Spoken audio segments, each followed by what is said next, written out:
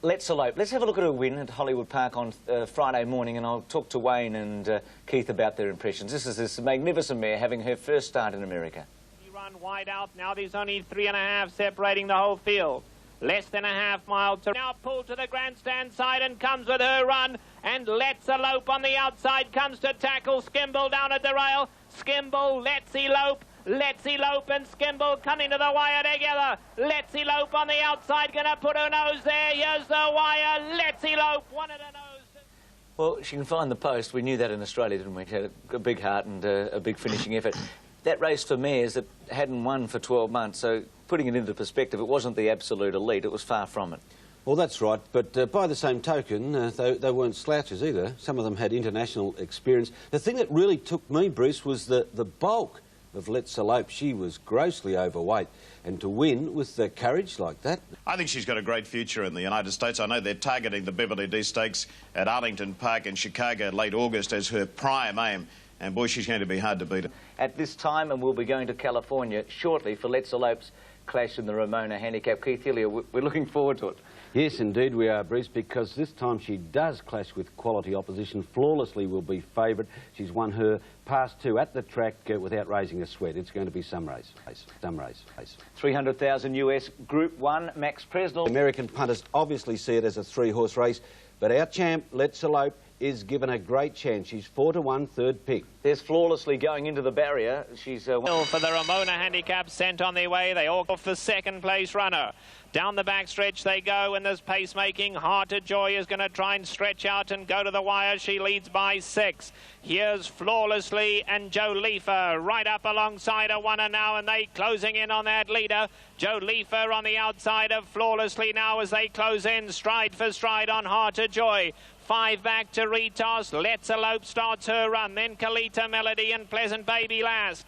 5/16 to go, and Heart of Joy starting to shorten stride, leads by 2. Joe Leifer is second. Flawlessly, Chris McCarron still got her on a long range. She's going easy in third. Let's Elope is running her heart out in fourth, has 6 to make up. Top of the lane, Heart of Joy, Joe Leifer, Chris McCarron now asking Flawlessly to go, and here comes Let's Elope on the grandstand side too. Joe Leifer's the first one beaten. Heart of Joy's in front, but Flawlessly's now catching her stride for stride. And here she comes, the champion, Flawlessly, gonna do it yet again. Flawlessly goes on to win under Chris McCarron. What a run from Heart of Joy second, Let's Elope third, and Retoss finish fourth. Well, great performance by Flawlessly, obviously outstanding, but Keith, I thought Let's Elope's run was tremendous. She covered a lot of ground, sustained a long run, got through to third. She is obviously right up with the best fillies and mares in America. No doubt at all, Bruce. She has settled in there. It was a great run from her. It was not the ride that you would expect from a top horseman from Patrick Venezuela. He had the mare, our mare, wide all the way. It was a credit that she ran on so bravely. Thanks for staying with us. Review. The first being the Manikato Stakes at Moonee Valley. The winner never of Australian racing. Over on the inside, Bouverie Mist, and they're followed by Green Sweeper, Saracen just behind them. They're followed by the heavyweight, further back then Primacy. Pulled out wide Prince Acumen, followed by Black Rouge. Never under charge, back second to last now. In front of it, Silver Neon. And last of all is Rain and Thunder, 5.50 out. Solution length in front of the heavyweight second. They're followed by Prince Acumen third. Further back in the race then came Silver Neon, Primacy being ridden along and never under charge, taking off around the outside, 5 lengths off them. Then further back, Saracen as they come to the turn. Primacy going backwards. It's Illusion in front, turning for home from Prince Acumen, and here's the charge. Never under charge on the outside, makes a line of 4, grabs them out wide now. With him is Silver Neon, never under charge, has swept to the front of the 150-metre mark. Full of running now, drawing a length to Silver Neon, and Prince Acumen, and never under charge is back, bigger and better than ever. Never under charge. Coming off a win in the Strat. Third last, rounding them up at the home turn. Running on, pull to the outside now, coming around them in a hurry is Never Under Charge, and they're followed by Black Rouge and Saracen behind them, and Primacy's a long way back as they straighten up. Solution being tackled by Prince Acumen. Here comes Never Under Charge down the outside with a great burst. Never Under Charge on the outside has grabbed the lead halfway down the straight. Silver Neon is trying to get to it. Silver Neon coming after Never Under Charge, who's the leader close to home. It's too good. Never Under Charge wins it well. Nearly a length, Silver Neon. 2.5 lengths away third is Prince Acumen, followed by Black Rouge, Saracen. Well, he was too good in his return to racing. We must say, though, that it was not the normal Group 1 level and primacy. The Newmarket Handicap winner didn't fire, finishing second last. Max, the talk now is that how far, especially in distance, will Never Undercharge go? I think he'll handle the 2,000 metres quite comfortably. It's just a matter, Keith, of whether one of his rivals will handle it better. I do think a horse like Mahogany could well handle it better than Never Undercharge in a race like the Cox Plate. Mahogany's figures yesterday were outstanding, certainly superior to those of the Weight for Age Warwick Stakes. I think the Warwick Stakes was stronger than the Manikato. So on those comparisons, I think Mahogany at this stage would beat Never Undercharge in the Cox Plate. Do you? All right, well, let's have a look and you can form your opinions. This is the aptly named Up and Coming Stakes. Watch Mahogany win this with authority. 600 out as they near the turn. Stormy Regent held together by a Nectar Jet Ball. Courts adjourned on the fence on the inside of Botvinnik and Moss Rocket 3 deep as they corner, followed by Mahogany, Sportsworks, Dancing Dynamite and Fraternity last. But on the bend, 400 out as they come over the rise. Stormy Regent joined by Jet Ball. Courts adjourned on the inside. Moss Rocket now popped the question. He's a length or so behind the leaders. And Mahogany wider out, starting to wind up now. He's the danger. Mahogany, Stormy Regent, Jet Ball. Mahogany joins them on the outside. And he's going to beat them for fun, Mahogany. Mahogany racing away in the last bit. The riders barely moved on him. He just cantered in, Mahogany, over Stormy Regent, who kicked again with Jet Ball weakening for third. I know your opinion is a biased one, Max, but Cox Plate, that's a big ask for Mahogany. No. Mahogany's a big horse, big in ability. The point about yesterday... Get the grin off his face. Label Mahogany a certainty yesterday. That news went to international. Bruce McAvaney phoned me this morning and said he's even counting the Dorsch marks. Well done, Max. Good odds. A very, very good horse. I think you're going to see a lot more of Mahogany, but alas, I don't think you're going to see much more of the 6-to-1 they were offering yesterday. This horse. Put him in a Cox Plate with 48.5, Keith. Never Undercharge 57. Oh, gee, I know which way I've got to go. Let's have a look at the listing. They're off. Great start out. Crystallite, one of the first to back and last, and Sub-Zero is last of all. Prince Acumen has dashed well clear past the 1,000. Led 6 lengths to Bundy Lad, a length and a half to Fra, third, followed by Mannerism on the inside of Edison King. Then out Pompeii. They're followed by Lord Regent around the outside of Citizen, a length and a half further back out. Crystallite on the outside of Star of the Realm. And this leader shot right away, Prince Acumen, coming down the side of the 700. Must be 10 lengths ahead of Bundy Lad. 1 length to Fra, followed by Mannerism, Innocent King out Pompeii, Lord Regent. Then Citizen there, followed by out Crystallite around the outside. Star of the Realm, followed by Marabou's Phantom. And Trapita's a long way back with Sub-Zero as they straighten up. 400 metres left to go, and Prince Acumen is well clear. 6 lengths to Bundy Lad and Fra, 2 lengths to Mannerism, running on pretty well. Then out Pompeii, Star of the Realm down the outside. Innocent King followed by Citizen as they come down with 200 metres left to go. Bundy Lad has hit the front. Bundy Lad is clear in the final stages. Fra getting up on the inside. Mannerism and out Pompeii. But Bundy Lad is the leader with about 50 metres left to go. Bundy Lad is going to win it. Bundy Lad wins the Liston. Great go for the minor placings. Out Pompeii, Star of the Realm. 2 there with Innocent King between them. Fra on the inside, followed by Mannerism, Air Seattle. Those horses behind Prince Acumen basically keeping their order in the straight, and the thing about the Liston, it was arguably the strongest in many, many years. Highlight yesterday from Sandown. The talking point, Bruce, was the performance of the AJC Derby winner Innocent King. On an interrupted preparation, he finished 4th. His odds have been trimmed for the Melbourne Cup. No Derby winner. No AJC Derby winner since 1933. Peter Pan has done that double, but he's on target. He was the eye-catching run yesterday. And the runs to watch, Star of the Realm rattling home. Also, our Pompeii, his second. He's the Melbourne Cup favourite. He's put in 2 colossal runs this time in. Our Crystallite, she was back 14s to 10s, but didn't fire. And Innocent King, Bruce, he was an eye-catcher. And I haven't even mentioned the winner, Bundy Lad. He's a pretty good horse. You'll see him in Sydney, Max, for the Epsom. Lisa Mares worth $500,000 US. She's up against Flawlessly again, but before was run a short time ago in Arlington, Chicago. Let's Elope going. It's over 1,900 metres. Flawlessly, the horse that beat her, the mare that beat her the last time we showed Let's Elope's race, is also in the field. Let's go to the race now. Let's Elope comes forward. And the last one, Lupescu. She's in. They're all in line. And they're off. Aqualesia breaks alertly from the inside, flawlessly right there with her. Via Borghese from the outside, and Let's Elope, the Australian champion, very wide as they come past the stands the first time. 2.5 still to Hero's Love, who's unhurried from the back. And Skimble shows the way onto the far turn, 3 parts of a length. Flawlessly is still there on the outside in second position. Via Borghese is third. Then Aqualesia moves along the rail in fourth. Her problem now to find room. Let's Elope comes to the outside from fifth. She's still 3 off the lead. They turn for home. Skimble has the lead. Flawlessly is still in second position. Then Via Borghese, and Let's Elope is buried in heavy traffic. Flawlessly comes to the front. Hero's Love is making a big move to the far outside. Hero's Love is coming toward the front. Hero's Love and Let's Elope finally finds the room she needs. Flawlessly under assault, facing defeat. Let's Elope, Hero's Love, Let's Elope, Let's Elope takes it by a nose over Flawlessly in the Beverly D. Well, Let's Elope getting the photo finish over Flawlessly, but there's been a tale to tell. That race was run about an hour and a half ago in Chicago. Keith? Well, it was from the summit to the pits, because Let's Elope has lost that race on a double protest and has been relegated to third.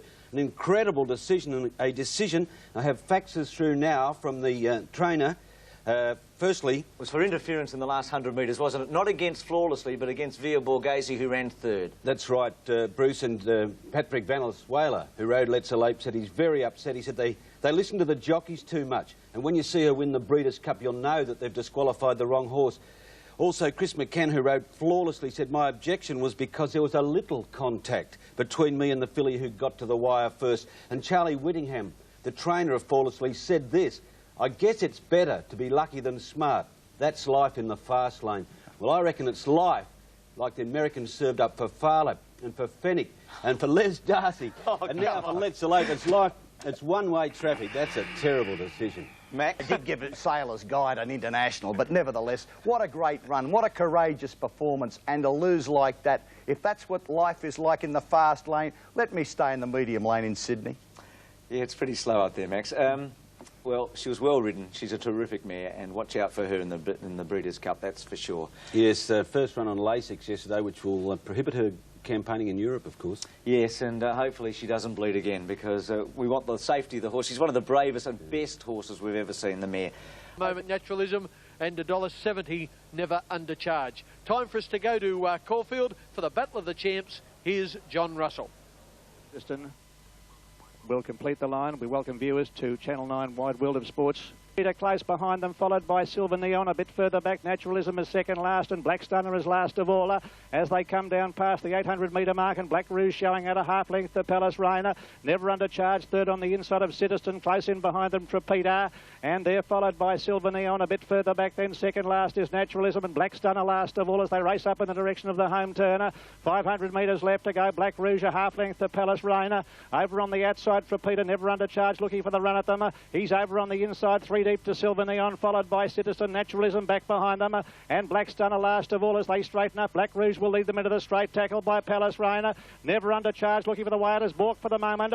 Trapita down the outside, Naturalism running on. Never Undercharged can't get a run. Palace Rain takes the lead with 100 metres left to go. Naturalism, Never Undercharged, driving through along the inside. He's finishing very fast. Never Undercharged, Palace Rain, Never Undercharged. They hit it, oh, very, very close to a dead heat. Never Undercharged and Palace Rain. A tremendous finish. Third home would be Black Rouge ahead of Naturalism, followed by Trapita. Back behind them then came Silver Neon there, followed by Citizen, and last of all is Black Stunner. Yeah, it was just a matter of getting a run. I mean, if I get out a touch earlier than what I did, I'll win and win well. You know, it was the difference. You haven't lost any heart from that run, Bud? Oh, no, it was just one of these things that happen. It's the glorious uncertainty of racing, I suppose. He's a class horse that really hasn't had the opportunity to prove that he's a class horse because he's been out with injury for so long, and it was just great to see him bounce back after knee surgery. He'll make major improvement with that run because he's had time to recharge his batteries, and that will make a big difference this spring. He'll now improve, whereas in the autumn he was doing it under duress, and they don't improve under those conditions. And the winners, Lady Jakio and Never Undercharged. Never Undercharged, two schools of thought after the Memsie Stakes. Perhaps he should have won. His nose was in front just before the line. It was in front just after the line. He would have won had Caulfield had a cutaway rail. But I'm pleased that we don't have it, because there are three ingredients, aren't there? The horse, the trainer and the jockey. And yesterday Michael Clark's ride won the Memsie for Palace Run, and he shouldn't have been deprived of that doubt. And Naturalism? Oh, the horse to follow. I think next start, the three of them are going to clash next start, and Naturalism is the one I want to be on, and that'll be in the Feehan Stakes at Moonee Valley. Previous winners show some wonderful names. Far Lap in 1930. This race has a history going back to the 19th century. Now just wait field as they come to the turn. 500 out, Prince of Praise led Soho Square, inching closer. Durbridge third is now being ridden along, followed by Corndale, Silk Ali, Ruquin flat to the boards from Chime Zam, King Rautai and Mr. Eurostar. Prince of Praise leads up the rise by a length and a quarter. Soho Square, Pop the Question by Cassidy, is now throwing down the gauntlet, followed by Durbridge and Corndale. It's Prince of Praise in front. Soho Square has grabbed him now, 2 lengths away. Durbridge, Soho Square, Prince of Praise won't give up. He's fighting back, and they're settling down to a terrific tussle. Soho Square just the leader. Prince of Praise coming again, but Soho Square did best. Soho Square wins the Chelmsford. Prince of Praise a gutsy second. Third's close, Durbridge or Corndale on the outside, followed by Silk Ali, then Chime Zam, Ruquin, and the last couple, King Rautai and Mr. Eurostar. Soho Square was the highlight. More so the training of Ian Saunders, getting this top miler right. He was about 1 run short of his peak yesterday, but he was fit enough to win, and he will go on and win more races. His distance, I think Randwick is his track, and the Epsom is probably his race. Is he the best handicapped miler we've had since Superimpose, Max? Superimpose has only been away from us for about 12 months, but yes. OK, and what about Cox Plate? Any consideration for this horse at the Cox Plate? I think it's on the cards for the horse. His connections feel he's up to it. Personally, I think he's better suited under handicap. The Melbourne Cup market, the latest, our Pompey equal favourite with Star of the Realm. We could get a guide next week with the Craigley Stakes. I'm sure we will, Bruce, because some of the stars, including Star of the Realm, run then. Winner, Star of the Realm. Here's how Brian Martin saw the finish. Mannerism hit the lead from Runyon, Saracen, and then our Pompey, Innocent King under pressure. Then Air Seattle from Fra, nothing else coming from behind. Mannerism the leader now from our Pompey. Runyon sticking with them. Runyon after Mannerism, and Air Seattle out wider. Runyon's got up to Mannerism. Runyon put its head in front, and Runyon a half length. Mannerism ahead third on the outside. Air Seattle. And Brent Thompson very quickly back in the winner's circle of Freedman Stable Quinetta. The margins at long neck by a head. And lots to talk about. Keith, welcome once again. Your highlight from yesterday? I suppose, Bruce, it would have to be the winner of the Craigley Runyon. This imported galloper did it the hard way. He raced wide and he won well. I thought that Craigley Stakes, as is traditional, enhanced the prospects of a few cup chances and burst a few bubbles again yesterday, including your favourite horse, Star of the Realm. I advise you now to sack him. I might have to jump off, Keith. You might be right. Specs for the Cups and those that maybe had their bubble burst. Runyon was 3 wide all the way. He's the horse with the nose roll. Brent Thompson, great to see him back with the red colours. Fra had a good run. Our Pompey was sitting up third. Saracen leading at the moment. Landowner was second. Yes, that's Fra back on the rail, and I don't think that was the place to be at Flemington yesterday. Bruce, we saw a lot of horses who raced close to the rails who faded out, as did Fra in this. Runyon, red, gold seams and cap.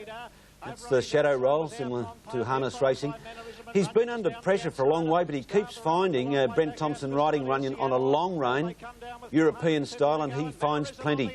Eye-catching runs, Air Seattle, who flew home to finish third, and Tennessee Jack came from last. Not a bad run. Finished 7th, about 2.5 lengths from the winner. What about Innocent King, who was heavily backed yesterday? You've mentioned Star of the Realm, the bubbles burst there. Innocent King? Maybe the second up syndrome. That's the only excuse you could provide, because he started a short price favourite in a race with such quality, and he was disappointing. Keith. The margins at long neck by a head. In the Ascot Vale, Brawny Spirit was trying to make it 4 in a row. Belisarada getting up on the inside, finishing like a great rate. Brawny Spirit grabbed by Belisarada. Brawny Spirit out wide, hanging on. Brawny Spirit, he's got home the pony. Brawny Spirit has won in a photo from Belisarada. The favourite hanging on by a half neck. Tristarov, the big disappointment, never a chance. As we check today, It was a tremendous result with Brawny Spirit. He's only a little pony. There he is in the crown, really. Harry White maybe got left in front a bit early, Keith, but he's a darling here in this state, isn't he? He got a Melbourne Cup reception when he came back. Have a look at this little mighty mouse. He's 14.3 hands. Pony size is 14.2. He's all heart. I know that's a cliche, but look at this little fellow go. $250,000 at stake. He cost only $3,250, and when he needed heart at the finish, look at him fight on. Now, Bella Sarita looked as if she would run past him. The boys stopped using the whip on Bella Sarita. Star of Maple wasn't a bad run because I think he got held up a bit early. Missless kicking. Yes, look, only 50 to 1 chance coming right over the top of March here in the Gloaming Stakes. Well, Constant Flight was allowed the luxury to be ridden very, very quietly. Now, that's Constant Flight last. Meanwhile, March Hare, going up to the lead now, had a hard run, 3 and 4 throughout, and is being taken on by Arborea already. Now, as you can see, Mick Dittman under plenty of pressure. Arborea Moses having a go at him now, as he was for the rest of the race. There's just nothing left when Constant Flight down the outside, who'd been having a loaf for most of the race, just finished right over the top of them. As I say, you can't take a great deal away from March Hare because he was still reaching peak fitness. He wasn't prime yesterday. He will be prime next start. But, of course, you lay odds on and you make excuses. The bookies don't give you your money back.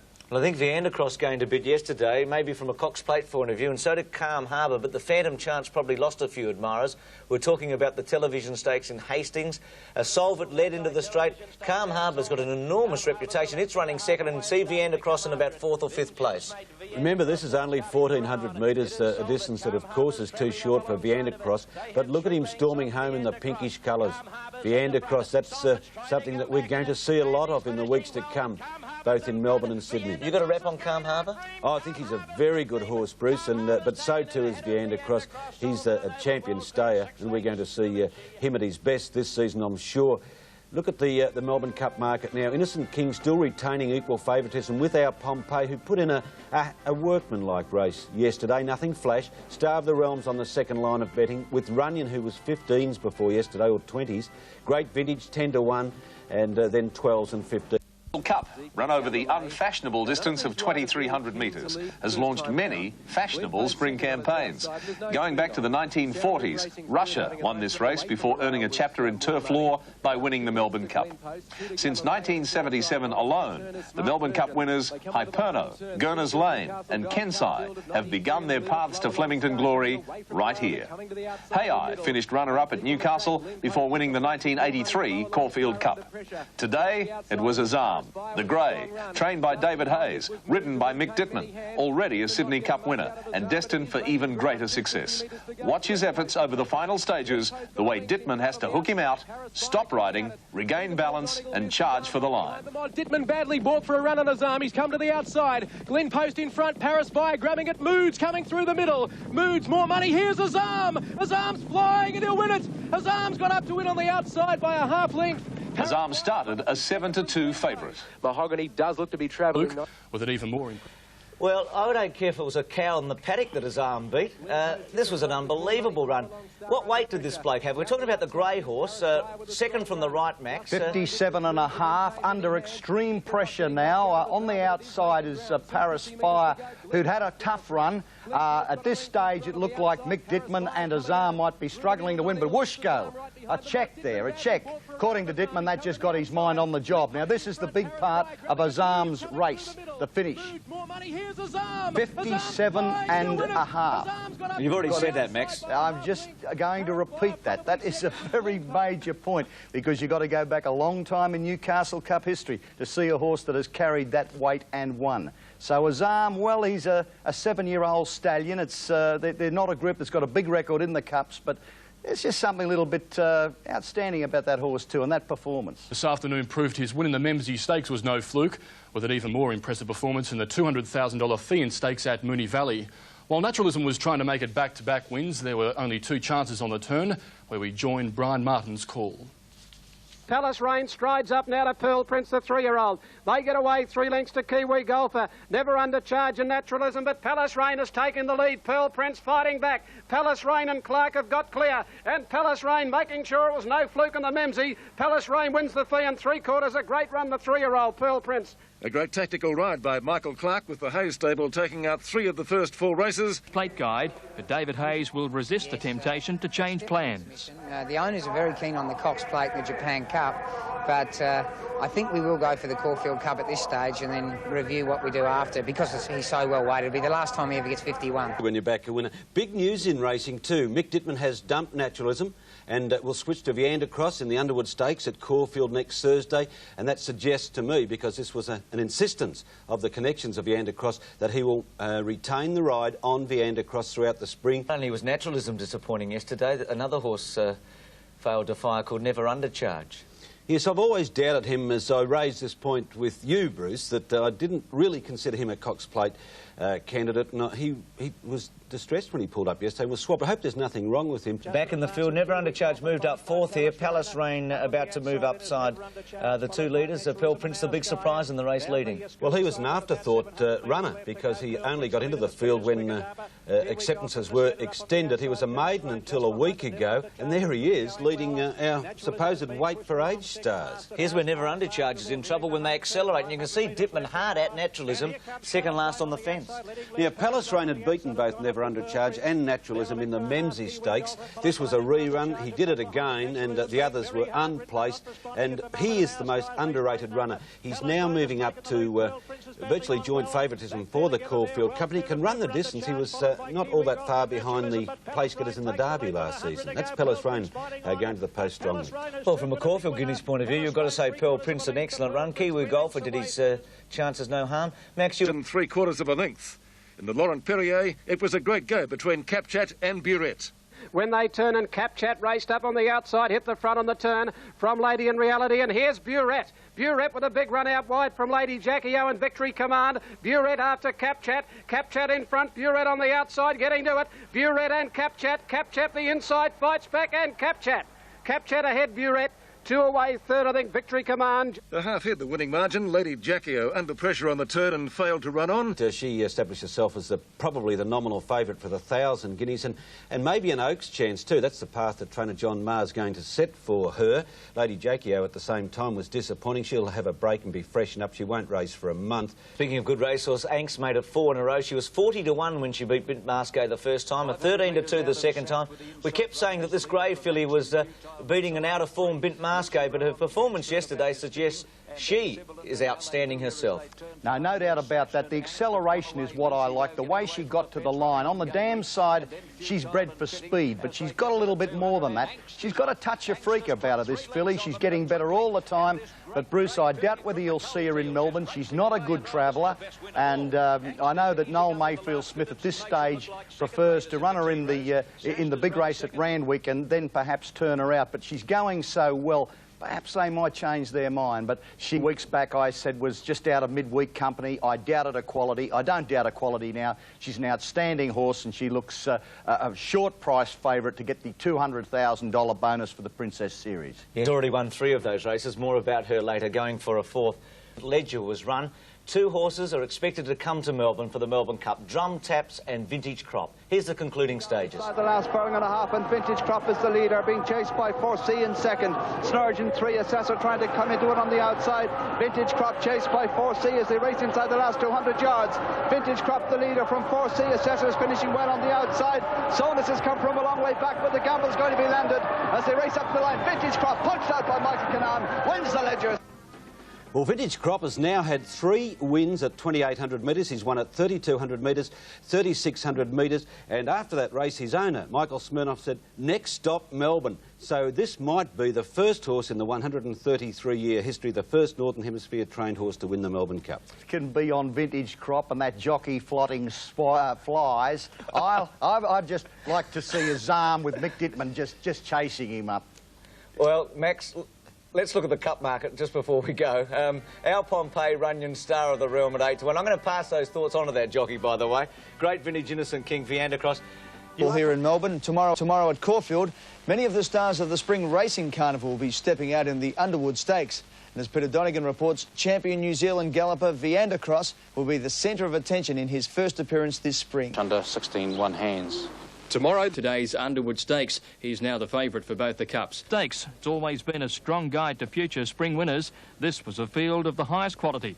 Viandacross an easing favourite on a track favouring front runners. Sub-Zero Fra in the side, Saracen a neck in front, running up to the 650. Runyon is second, One to Air Seattle, hard ridden now from Innocent King. Tennessee Jack on the rail, and then our Pompeii. Our Tristolites lost her place coming to the turn. Kiwi Golfer Mannerism next, followed by Star of the Realm. Round the outside, Sub-Zero Fra and Viandacross last on the rail at the turn. Into the straight they run now, and Runyon dash to the lead over Saracen. Air Seattle, Innocent King's under the whip, and then our Pompeii. Our Tristolite coming into it again from Tennessee Jack. Viandacross still well back, and Runyon at the 200 raced away from Saracen. Innocent King's running on pretty well, but it's well clear Runyon from Innocent King, and Mannerism down the outside. Runyon's entering the whip. Runyon's going to win it. Runyon is first. Fate of the Miners, Mannerism or Innocent King. Close up was our Pompeii. Then Viandacross, who close up was our Pompeii. Then Viandacross, who finished it off well out wide. On pretty well, but it's well clear Runyon from Innocent King, and Mannerism down the outside. Runyon's entering the whip. Runyon's going to win it. Runyon is first. Fate of the Miners. Runyon, proving to be the find of the spring, adds the Underwood to his Craigley Stakes victory. I knew he was getting to his right trip today, and I think he appreciated that. He just, you know, he's very much an English horse, and he races like that. He likes to be up and handy, and he virtually did all the work outside the leader and left him standing. I think he's a very, very good horse. We're preparing him really for the Japan Cup, which is a month later than the big races here, and we can't afford to have him bang on too early, but I think he'll be pretty close to his best for the Caulfield Stakes. And Viandacross checked at the home turn certainly was a good effort in 5th placing. One that might finish ahead of Runyon in either cup? I think there's a couple of chances there to beat Runyon. Keith, how biased was the track at Caulfield on Thursday? It was extremely biased. It suited the front runners. Damien Oliver, who was second on Mannerism, last year's Caulfield Cup winner, claimed he was beaten by the bias of the track. But, gee, Max, the more you look at that, it was Runyon's day, and he was so strong at the finish. Well, Runyon has now won his last 2 races on biased tracks, and I'm not going to take anything away from Runyon. Runyon is a good racehorse. Runyon will be very competitive in the Cups, but I'm still expecting considerable improvement from some of the runners that finished behind him on Thursday. Our Tristolite for one. Handicap, and Great Vintage trying to qualify her way into the Cups, but she failed, probably beaten by the bias of the track. Brent Thompson aboard here also had to take her back to the rail. She storms home, but only into 2nd placing.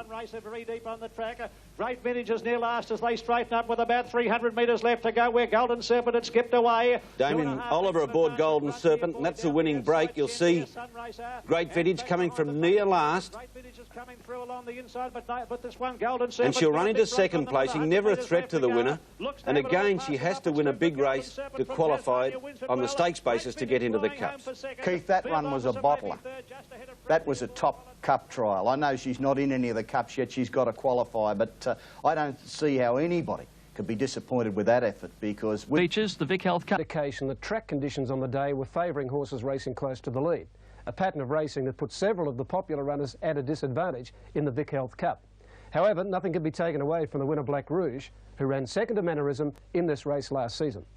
700 to go, Black Rouge by a length and a half. Chortle is second, and then Street Ruffian. Wonder Bundy Lad moving up 4th around Primacy, Adius Comberbash, Wonder Let's Hurry. They're followed by Status Heroicity. Back behind those horses, then Colebrook round the outside. Rose of Maritza on the fence, followed by Marabou's Phantom and Hula Warrior. Golden Sword still well back, coming to the turn from Silver Neon. Reading Kenny's Best, Palan, Slanchy Var. They're homeward bound 350 out, and Black Rouge in front of Street Ruffian. A length and a half to Primacy, Pop the Big Question, and then Bundy Lad. Let's Hurry down the outside, and further back Rose of Maritza, Hula Warrior. They're inside the 200. Black Rouge in front of Street Ruffian. Primacy and Let's Hurry on the outside is finishing well from Alias Comberbash. Black Rouge still in front, though he's holding a length and a half advantage on them. Black Rouge today, yes, Black Rouge has won it from Let's Hurry second. A photo third, Hula Warrior of Primacy. Close up with Ridden by Street Neville Ruffian. Wilson, Black Rouge gave former jockey Alan Williams his first Group 1 success as a trainer.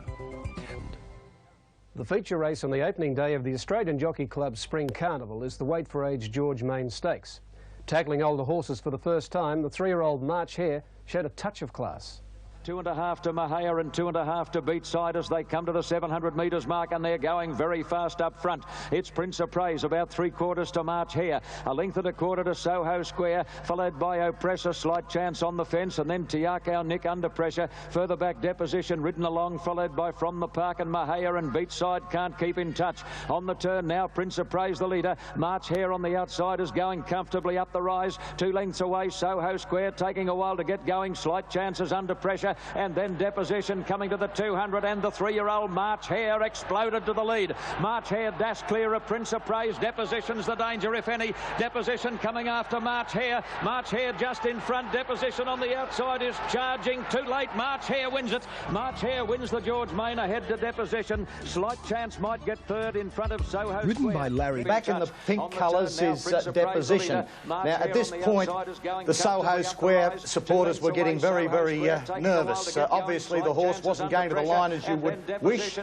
March Hare with a big pull under the scales, going strongly. Deposition has raced past Soho Square. Slight chance is battling it out with Soho Square for the minor placing, but March Hare, the 3-year-old, with a big pull in the weights, proved too solid. Certainly, Soho Square has had an off day. I would say that... You're not getting it, this one. The George Main Stakes. Larry Cassidy, he must look forward to this race every easy. What, sit at home and wait for the call? Sorry, someone's off, you're on? Exactly. He wins it by chance. Last year, he replaced his brother Jim on Coronation Day and won the race. Yesterday, it was on March Hare because apprentice Darryl McClellan could not ride after a fall. And March Hare will be very hard to beat in the Spring Champion Stakes next Saturday. And a number of New Zealanders debuted here, and they'll strip fitter next time. Race 5, today's feature, the Bill Stutt Stakes. A good quality 3-year-old field. Pearl Prince, a gutsy winner, working at both ends. He's wayward, but good. On the bend, and still the leader is Pearl Prince in front of Colburn. Atsaquelo switches back near the inside now, followed by Alakwa, who's gone. Kendall Star running on well, but Pearl Prince is nicely clear into the straight. Sequelo is struggling, and it's Pearl Prince the leader. Kendall Star is a danger down the outside, and then Battlehawk. Spotted, there's no danger. Pearl Prince is racing right away from Kendall Star and Battlehawk, and Pearl Prince bolts in. Pearl Prince is first, running very wide, but he's got the money. A big week for Alan Williams and Neville Wilson after winning the Vic Health Cup with Black Rouge on Thursday, another big race winner. We give him a bit of time. We took him to Queensland. We always thought he had a lot of ability, and it's all paid off. Caulfield Guineas, he'll then most likely be spelled rather than attempt the Cox Plate. Star of Maple. The Spring Champion Stakes, a race inaugurated in 1971. Suez taking close. Remember by 3/4 to Hunting a Kiss on the outside. A length away, Carla Max getting a perfect run. Mr. Door is one off the fence, also in a good spot. And then Fraternity, followed by Via Suez taking closer order.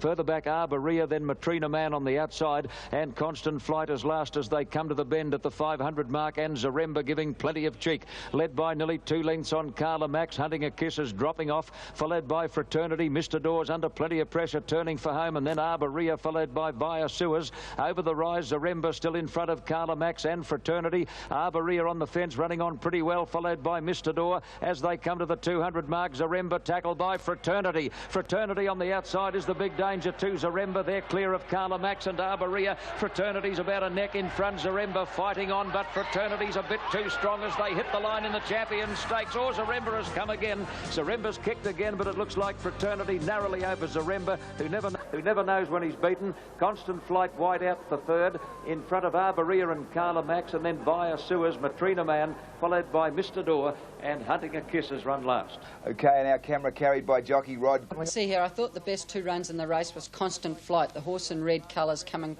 through them now about 5th. She ran on very strongly, and she's going to be hard to beat in the derbies. The other good run in the race was Zaremba.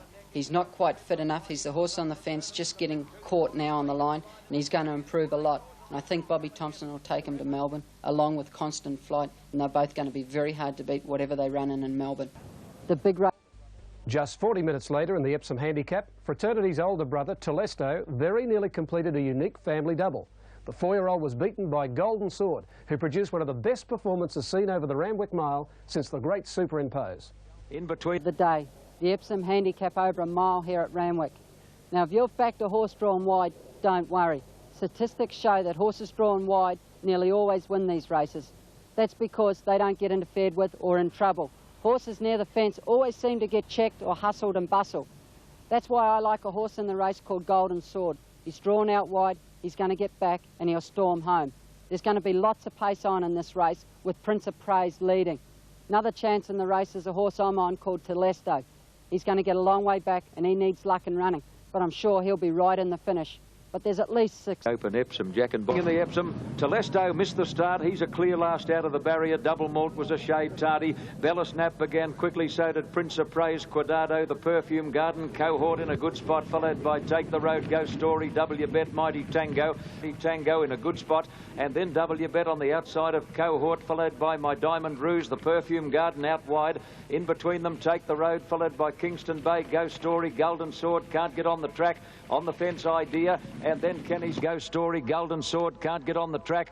On the fence, Idea, and then Kenny's Best Pal, Flitters a long way back with Corndale, Deposition, Double Malt, Osmart and Telesto last of all. 700 out as they come to the turn. Prince of Praise, the leader from Quadado. Bella Snappers 3 deep on the corner, followed by Mighty Tango, W Bet, then Cohort, Take the Road, My Diamond Rouge, the Perfume Garden, further back Corndale, Idea on the fence, followed by Kenny's Best Pal and Go Story from Golden Sword. And taken to the extreme outside is Deposition as they come over the rise. It's Prince of Praise headed by Mighty Tango. Mighty Tango went to the lead. Quadado and Bella Snap are still there with Cohort coming right down the outside. Mighty Tango's in front from Quadado, Cohort, and look at Golden Sword. Telesto is bursting through near the fence, but Golden Sword does a mighty job to win the Epsom. Golden Sword beat the fast finishing Telesto, who came from last. Third, Quadado just in front of Mighty Tango, Cohort. Over the rise, it's Prince of Praise headed by Mighty Tango. Mighty Tango went to the lead. Quadado and Bella Snap are still there with Cohort coming right down the outside.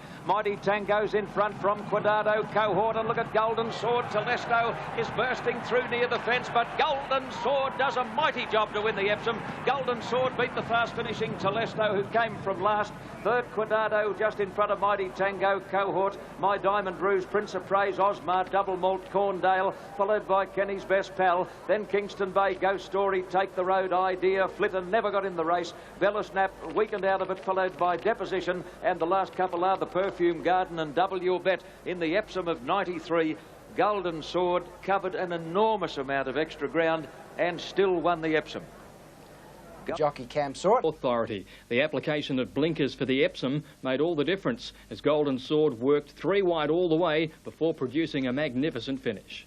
Lucky Larry Cassidy aboard Golden Sword, picking up a late ride again and scoring next Saturday for a crack at the Toorak Handicap. Now here you come, Shane, near the inside in the bright pink colours on Telesto. Yeah, I just had to check here. I switched to the inside, and I think I had a clear run there. I think he had enough momentum up to win the race. But what can you say about Golden Sword? An outstanding horse, John. Like, he sat five wide the whole race and still kicked on like that, and he's an outstanding prospect for the future. There's no doubt the best. Yeah. Telesto, the horse I rode, John, is being set for the Caulfield Cup in 2 weeks' time, and he's going to be very hard to beat. He's got 49.5 on his back, and he'll sit back last and have one crack at them. Now, there she is, number 1, Angst, built like a veritable brick amenities block. A beautifully made grey filly. Ken, I don't know if it's my imagination, but every time I look at her, she looks better. Well, John, she'll look better for Connections if she gets that winning bonus for winning the 3 big fillies races. She's won the first 2 legs, and if she completes the double in this race, there's a $200,000 bonus on top of the prize money. And I reckon if she goes past the post first, she'll look pretty good to them. OK, on the tote, she's paying $1.60, Angst, which is odds of close enough to 7 to 4 on. Aaron sing at the 800 mark, Fitting as the leader. Angsters now moved to second. Patty's Victory third. Out deep is Continental, followed by Lady in Need, Sibilant. Entrance moving up but pretty wide, followed by Honora de Balzac and then Lucy Rowe. Further back, Sashed, who's going forward from Road to Sky, Reign of Honour, Zeta Force, Futile, and Haley's Bella's last as they come around the corner. Now they're packing up. It's Fitting in front. Angst got to the girth of the leader. Sibilant taking off around the outside, but under plenty of pressure, followed by Entrance and then Patty's Victory, Lady in Need and Continental. Coming over the rise, Sibilant and Angst are the 2 leaders. They've kicked away from Entrance, followed by Fitting. Further back, Lady in Need and Patty's Victory, but Angst has burst away at the 200 mark, put a length and a half on Sibilant, followed by Fitting and then Patty's Victory. But this great grey filly from Newcastle, Angst, Sibilant pulling ground off her again in the run of the post, but Angst does it again. Angst beats Sibilant, and Fitting has run third, wide out Futile. The flights. Fitting has run third, wide out Futile, who came home well, followed by Lady in Need, Patty's Victory, Honora de Balzac, Road to Sky, then Lucy Rowe, Reign of Honour, Sash. 23. Angst makes it 7 out of 10. She pulled a bit in the early and middle stages today, which may have taken the... Clark of the course, TAB number 1, Angst, the glamour filly of the Sydney Spring. I think Noel Mayfield-Smith is now going to turn her out for a spell and bring her back for the AJC Oaks in the autumn. Hard in the middle stages yesterday, which she doesn't normally do. I don't think she's going to get past a mile, Angst. I took out she's the best filly in Sydney, and she showed that yesterday, and no horse has ever done what she's done, or 3-year-old filly, John. Tremendous effort and a good... Sadly, the Flight Stakes would be the final racecourse appearance by the promising filly Angst. Several months later, the filly underwent minor surgery for a throat ailment, but later died following post-surgery complications. Angst was from the third crop of Carla Dancer, whose previous... And one of the feature attractions of the day here at Flemington, the Edward Manifold Stakes, a Group 2 event for the 3-year-old fillies, and a good field engaged too. 11-4 Trista Love, so obviously connections think that she will come back to her best. Outside of Miss Mendona, I think the saddle may have slipped on Trista Love. The rider's high on the withers there on that filly. And over on the inside now is Kagamo as the leader. About a length in advance of Brompton Cross, half a length away Trista Love. They're followed further back by Miss Minden. Up in that leading group was Widdowson. Capchatter's going forward and very wide as Burette as they come up towards the home turner. Victory Commander's just behind them. Fine Recipe followed by Motown Blue and Claire Nodder, and Shaggy Bob is last as they swing for home, where Trista Love has taken the leader, and Trista Love is the leader as they straighten up and has got away by 2.5 lengths to Capchat coming down the outside. They're followed next over on the inside by Brompton Cross, and back behind them then Bella Serrata from a long way back, and further back to Fine Recipe as they come down with 300 to go. Trista Love is the leader. Capchat and Brompton Cross are trying hard, and over on the outside Bella Serrata and Fine Recipe's finishing on very well. Capchat on the outside, Brompton Cross in the centre coming at Trista Love. Brompton Cross has taken a slight lead from Capchat, and Trista Love is fighting on the outside. Capchat and Brompton Cross, they hit the line. Oh, very tight. Brompton Cross and Capchat go over the line, locked together. Trista Love close up behind them, and then Fine Recipe, Bella Serrata, Motown Blue, Miss Minden, followed by Shaggy Bob, Victory Command, Ferragamo Weekend. Well back in the field to Plan Not. Burette is second last, and Widders is last of all. She had a hard luck story, Gary, Trista Love. Yeah, Trista Love was very unlucky, John. At the 1,200 metres, the saddle started to shift, and as you know, it's very uncomfortable. The saddle gets over the point of the wither, and you know, Simon had no option but to let her go to the front. She was in front 600 metres from home. It's a long way from home at Flemington. That's Capchat on the outside. Just missing by a nose, and she struck plenty of trouble in the middle stages. Yeah, she had a bit of unlucky, but watch the horse right on the outside. That's Fine Recipe. That's one for the ladies to put down for the Oaks. I think that could be a very good chance in the Oaks. It's quite a good filly. It'd have a good chance in the 1,000 guineas at Caulfield because it can run handy to the pace. That was its third win on end. It's no duffer. It wasn't entitled to be those odds yesterday, really. For this great race, the Turnbull Stakes, I'll quickly run through the betting with you. Naturalism 4-1, Innocent King 5s, Palastrane Scratch, Reading 16s, Toy Image 66, 16 Saracen, the Phantom Chance 8-1, Kiwi Golfer, that's the one the money's come from, it's 8s into 5s, 8-1 Tennessee Jack, 100 Game Guindy, 100 Pallet, Shindair 100, and Great Vintage at steady on 3-1. It's been a lot of money. They're at the start now, and I'll just give you a run up. There's Reading on the 2,000 metres, waiting for the light. There it is, and there are that distance left to go, and the leader Kiwi Golfer doing it well in the lead by over a length in advance of Naturalism. In third place is Sarah Sun, 1.5 further back the Phantom Chance, being followed by Shendia. 2 lengths away then came Reading, a half a length away Pallet on the inside. 2 lengths to Innocent King and a fairly well strung outfielder. Then came Tennessee Jack, followed by Great Vintage, who's third last, followed by Game Giddy, and still last of all is Toy Image. 1,000 metres out, and Kiwi Golfer still by a length. Naturalism close handy, a length further back Sarah Sun, the Phantom Chance. Over on the inside to Shendir, Reading is behind them, followed by Pallada, then Innocent King as they come up in the direction of the home term, and a bit further back in the field then is Great Vintage. Up to the 700 metre mark, Kiwi Golfer leading a half length to Naturalism. In third place, Sarah Sun, the Phantom Chance just behind them, followed by Reading, and over on the inside to Shendir, followed by Innocent King, who's making up ground. Great Vintage to the outside, is still a fair way back in the field, so is Tennessee Jack as they straighten up with 500 to go. Kiwi Golfer is the leader, Reading coming down the outside, Naturalism is there in the centre. Deeper on the track, finishing on Innocent King, and back behind them, Great Vintage from a long way back, and Tennessee Jagger. Kiwi Golfer about to be tackled by Naturalism, and over on the outside, Redding and the Phantom Chances putting in a runner. Innocent King behind them, followed by Great Vintage. Naturalism on the outside has taken the lead. Here comes the Phantom Chance after Naturalism, but Naturalism's in front with 100 metres to go. The Phantom Chance is flowing. Naturalism on the inside, the Phantom Chance they hit it, and I think maybe the Phantom Chance from Naturalism and Kiwi Golfer in a three-way photo. They're followed by Great Vintage. Further back then is Sarah's Son, followed next home by Shendare. Further back Innocent King, then Tennessee Jack and Reading Pellet. Next home Toy Image, and last of all Game Ginty. In a row.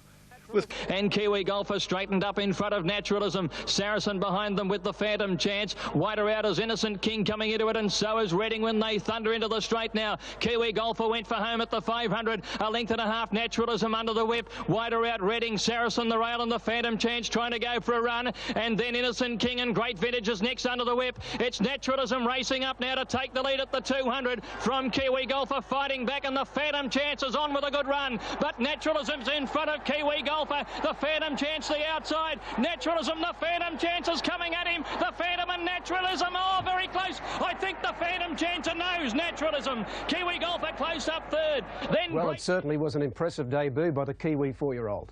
Back in Naturalism at the 150-metre mark. He's starting to tough it out today. He's drawn a half in front of Kiwi Golfer, who fights back, and the Phantom Chance further out. Naturalism, the Phantom Chance lunging on the outside. I think the Phantom Chance, yes. In the Kiwi, the Phantom Chance getting it by a head, but the Phantom Chance. Three today, I'd have been more than happy. I said that before the race. I don't think he's at pitch yet, and he can only go on improving from now on. It was a run short first up. I thought he was a run short at the Valley. I knew we'd done enough with him to get him close to the money this week, but there's only so much you can do on the track, and to go down in that sort of fashion, I think the horse can only improve, and he'll go ahead from here.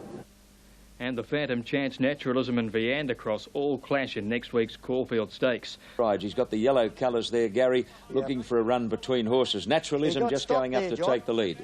He got stopped just back a little bit, the Phantom Chance, but you watch the way he goes home that last little bit.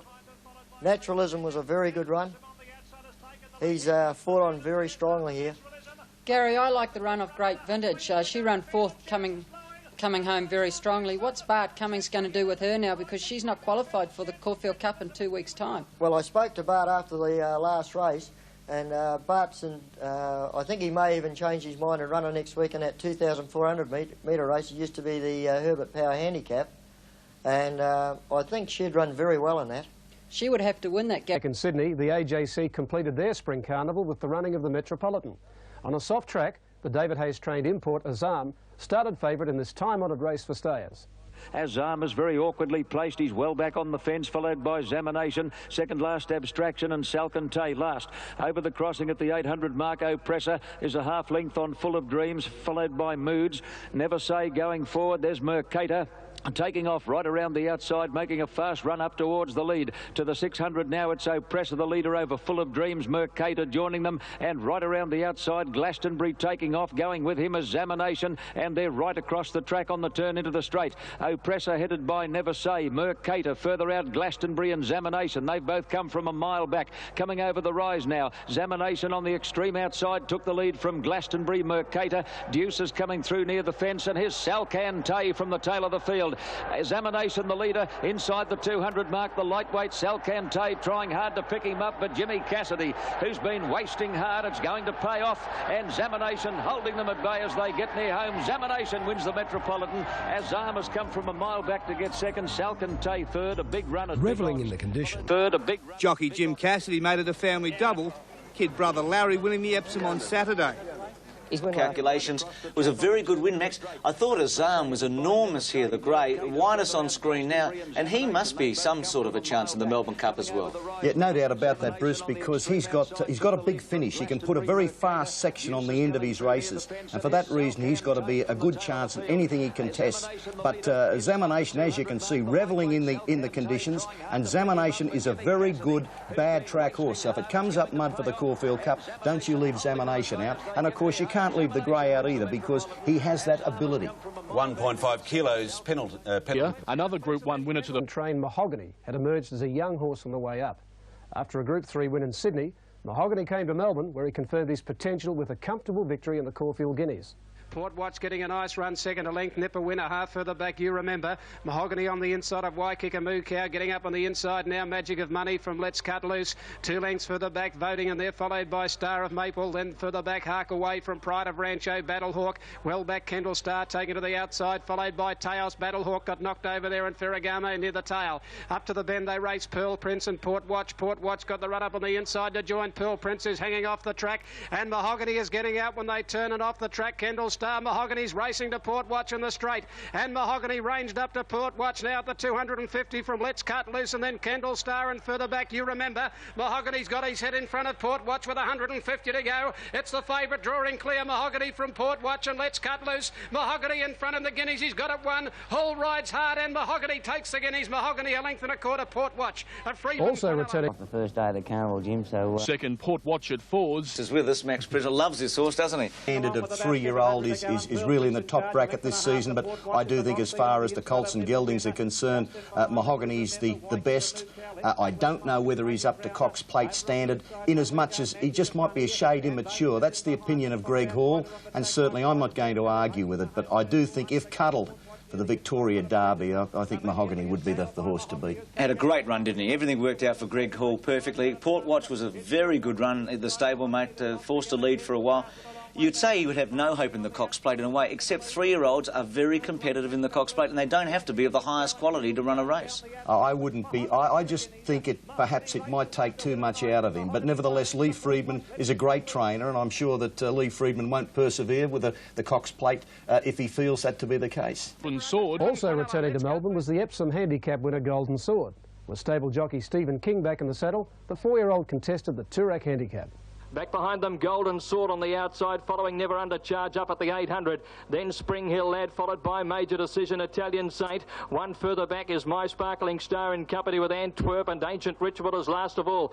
At the 600 peg, Black Rouge just the leader. Half a length in front now from Heroicity and Never Under Charge right there to challenge. 1-0 tucked in on the rail, and Golden Sword coming round the outside, still running on well. Followed by Station Hand, Major Decision, Italian Saint and Spring Hill Lad. Around the turn they come, and Never Under Charge strode to the lead from Black Rouge Heroicity. Golden Sword right behind Never Under Charge, and then Station Hand. Never Under Charge at the 200, just the leader. Golden Sword coming after him on the outside. Then Black Rouge fighting back. It's Never Under Charge. Golden Sword coming at him strongly, and Azuro the fence. But Golden Sword goes home well on the outside. Shades of Gunsend. Golden Sword wins it by a length. Never Under Charge, I think, second. A photo with Azuro. Close up Spring Hill Lad, Station Hand. Took out the Epsom at Randwick. Today it was too good in the Group 1 Toorak Handicap. Golden Sword's put his head in front of Zero out late, but Golden Sword is coming on to win the Toorak Handicap. Golden Sword has won the money down to the line by a length. Golden Sword was the favourite at 5-2. Second, Never Under Charge at 11-4. Chasing the big money. Gunsend in 1971, the last to complete the Epsom and Toorak Handicap double. Ford won't run in the Caulfield Cup, but John Maher wants to see him line up in the Cox Plate. The Golden Sword didn't mind No, that's right. No. He did what Gunsend did back in the late 70s, 79, won the Epsom, came here, won the Toorak. 71, I think it was. 71, was it? Thank you. Gunsend went on and had a shot at the Cox Plate. He finished third in that, and that's the path that this horse, Golden Sword's going to take. Well, will he get a start in the Cox Plate? He's about to go to Never Under Charge. Remember how ridiculous it was when they wouldn't give Cole Diesel a start, who won the Toorak and the Caulfield Cup. Will this horse actually get a run in the Cox Plate? I think they've got to put him in, Max, don't you? Oh, I'd put him in. I do think he could win the Caulfield Cup. Of course, he's not going to go in the Caulfield Cup. This is a top-class racehorse. This is an outstanding racehorse. The Cox Plate boasts of having the best field at the time, and to leave Golden Sword out, well, that would be a travesty, because he is one of the best horses in Australia. I don't know about the 1.25 mile. Well, yes, certainly. Well, hang on, you're about to say you'd win the Caulfield Cup over a mile and a half. Make up your mind. That's handicap conditions. Bruce, that's handicap conditions with 53. Numbers here, Max. We've got the numbers. Cox Plate's 57 against them. Nevertheless, he'd be very competitive in the Cox Plate. But handicap. The Caulfield Stakes brought together one of the best fields of the season, including the favourite Viander Cross, Palace Rain, the Phantom Chance and Naturalism. With Damien Oliver back in the saddle, Naturalism produced a courageous performance to record his final win of his outstanding career. Great Vintage, the favourite for the race drawn. Tools. Ready to go. And racing. And it was a great start too, with the exception of Palace Rain, who missed a couple of lengths and dropped back to the rear. The Phantom Chance is Rainer's last of all, over the hill onto the railway side, 1,100 metres left to go. Tayako Nick by a length to Slide Chance. Moving up on the outside, third, the Phantom, a length and a quarter in the box seat, the Phantom Chance. Close handy out, Tristalida. 2 lengths away as Naturalism moving around the outside of our Pompeii. A length and a half, Sub-Zero Reading. Mannerism starting to gain ground, a length and a half back behind them. Kenny's Best Pal, followed by Air Seattle, Castletown. Viander Cross is still a long way back, giving the leaders about 12 lengths to that point. And Palace Rainer's last of all at the 700 metre mark. Tayako Nick is being tackled for the lead very quickly here by Slight Chance. In behind them, the Phantom Chance is putting in a run. And also there over on the outside, making up ground quickly there is the Phantom, followed by Out Tristalite and Naturalism as they come up to the home turn. Reading a bit further back, being followed by Mannerism. And Viander Cross a long way back, but starting to gain ground as they make the home turn. The Phantom in the centre takes the lead, tackled by the Phantom Chance on the outside. As they head for home, Slight Chance behind them. Reading Naturalism under the web. Viander Cross not in the hunt at the moment. The Phantom on the inside. And the Phantom Chance are locked together there, wide apart. The Phantom racing a bit greenly to the inside. The Phantom Chance takes the lead. Naturalism flying home. Naturalism in the centre coming at this leaders. Naturalism's won the Caulfield Stakes. Close for second and third. The Phantom or the Phantom Chance behind them. Fourth there was our Pompeii. Then Sub-Zero, next to finish Reading, followed by Mannerism, Air Seattle, Slight Chance, Viander Cross, followed by Kenny's Best Pal, Tayako Nick, Castletown, Out Tristalite, and last is Palace Rain. And then Town, Viander Cross is still second last, and last is Palace Rain. 600 left in it now. Down the side they come, and here are the moves with Slight Chance and the Phantom going up to join Tayako Nick. The Phantom Chance coming around them strongly, and then came out Tristalite. Naturalism just behind them, followed by Reading. Round the outside is Mannerism, and then now Pompeii. Viander Cross spotting them, a tidy start, hooked to the outside. The Phantom Chance first for home. The Phantom is with him. The brothers turn in front of Slight Chance, Reading and Naturalism under the whip. Still well back is Viander Cross at the 200, and the Phantom in front of the Phantom Chance. Naturalism trying for a run between them. The Phantom Chance on the outside, and the Phantom. Naturalism diving in the centre. Here he comes, Naturalism. A great victory. Naturalism over the Phantom and the Phantom Chance. In behind them, our Pompeii, another nice run. Throughout his career, ominous warning for the WS Cox Plate with a barnstorming win. 150 to go. Naturalism starting to knuckle down to it back in the centre. He's about to get squeezed up. The Phantom Chance. Naturalism driving home. He's going to get up the champ. Yes. Naturalism on the first mighty performance. A terrific win to Lee Freedman and Premier jockey Damien Oliver. Naturalism will be extremely tough to beat in a fortnight. One of the worst days of my life, the day I lost the Derby on that horse, and to get the sack off it at the same time was a real kick in the arse, but to win today was a really sweet victory. Second, the Phantom at 40s, and third, the Phantom Chance. Out a strong Pan Cup, a proud moment for Lee Freedman. One of the best in the last 10 years. To win in that field the way he did, you know.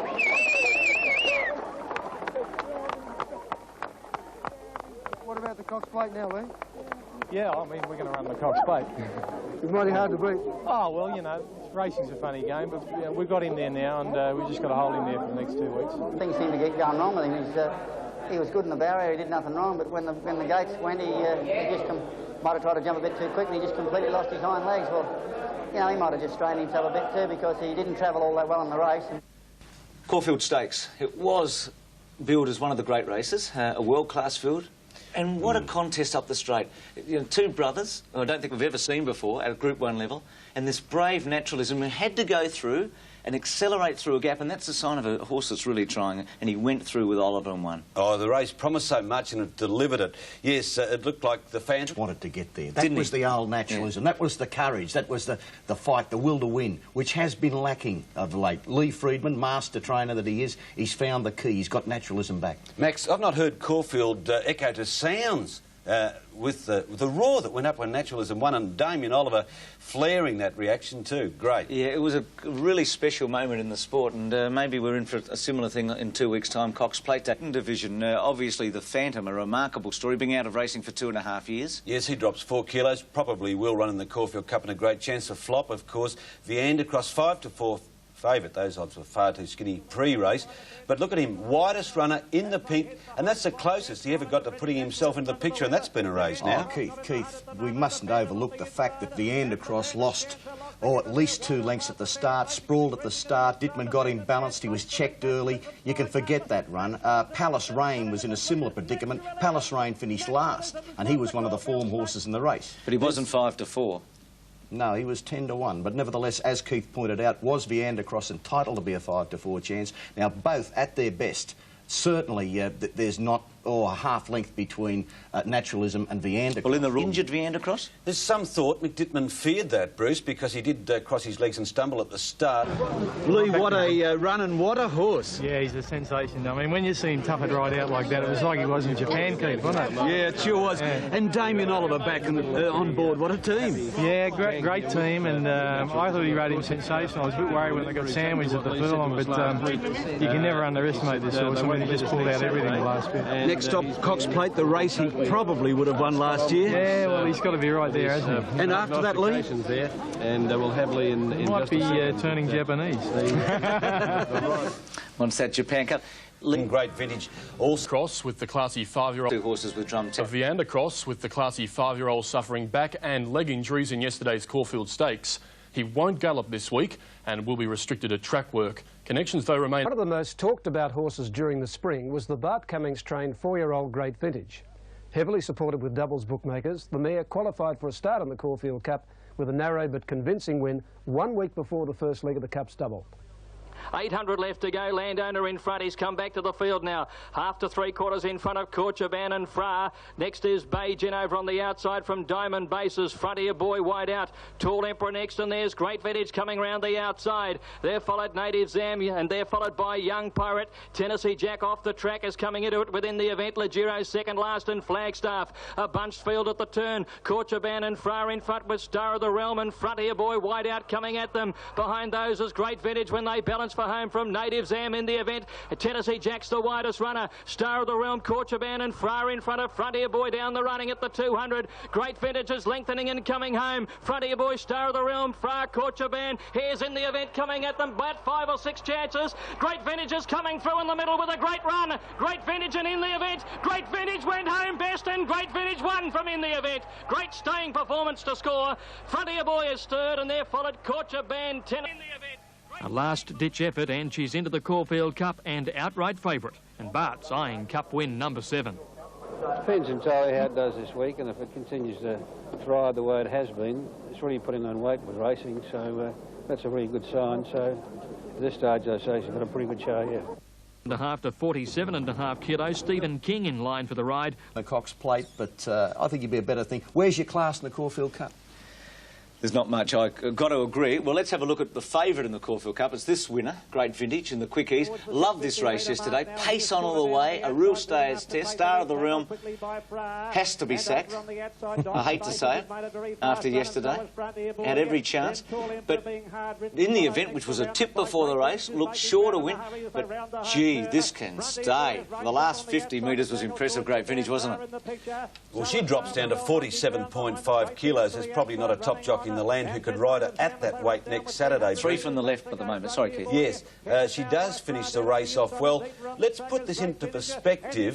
The horses who finished close to her, just behind her, are not Cup contenders.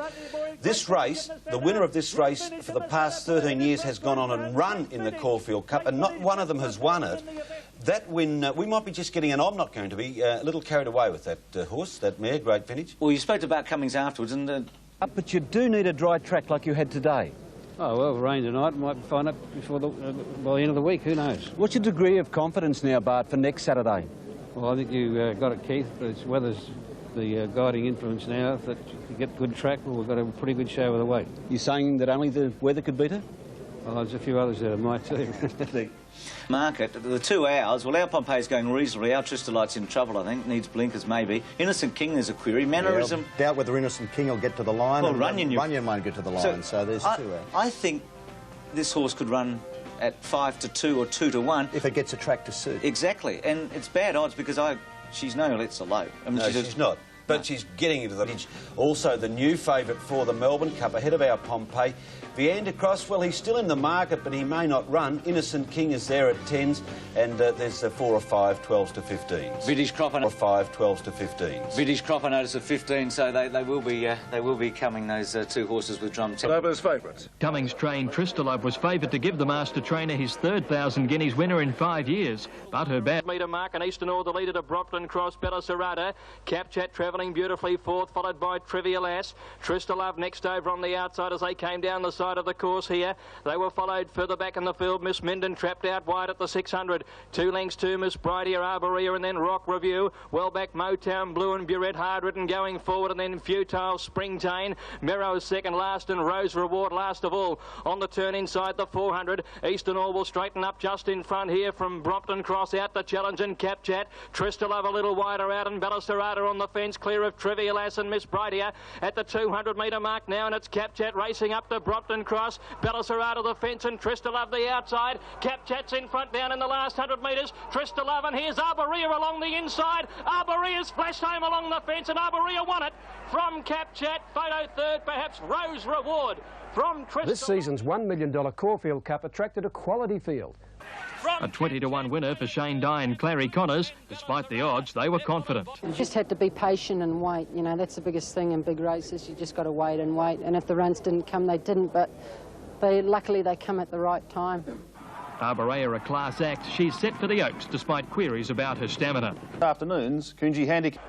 This season's $1 million Caulfield Cup attracted a quality field, with the George Hanlon-trained Our Pompeii and the Kiwi veteran The Phantom starting equal favourites. And of the 18 runners, no less than 14 had recorded previous wins at Group 1 level. The 24... Number 1 Sub-Zero is at 20-1. Number 2 Castletown, what a marvellous old horse he is. Noel Harris from New Zealand is a jockey. Another New Zealander is at 6-1. 7 Caulfield Cup for more reason than one. 6-1 The Phantom. Fra is at 33-1. Our Pompeii, George Hanlon. You saw him speaking with Anne-Marie. Mick Dittman, the jockey, top trainer, top jockey. He's favourite on the tote at 9-2, exactly $5.50. Channel 9's The Slipper. Shane Dye, RS Dye on Air Seattle at 16-1. Silk Ali is at 7-1. Our Tristolite at 12-1. Brent Thompson, the jockey. Slanchavar, one of the Lee Friedman team, is getting out to almost 20-1. Azuro is at 25-1. Patrick Payne. Great Vintage has come in a fraction from 7.5 to 1 to 7 to 1. Stephen King, the jockey, and Telesto, little Alfie Langer as they call him, has come in from 20s to 16s. Frontier Boy is a... Trainer David Hayes has Farrar and Azam in the Caulfield Cup. Either of those likely winners? I think Farrar, because he's got such a good record at Caulfield, is a great chance. And at 33-1, I think he's a bit over the odds, and I'd certainly be having a few dollars each way.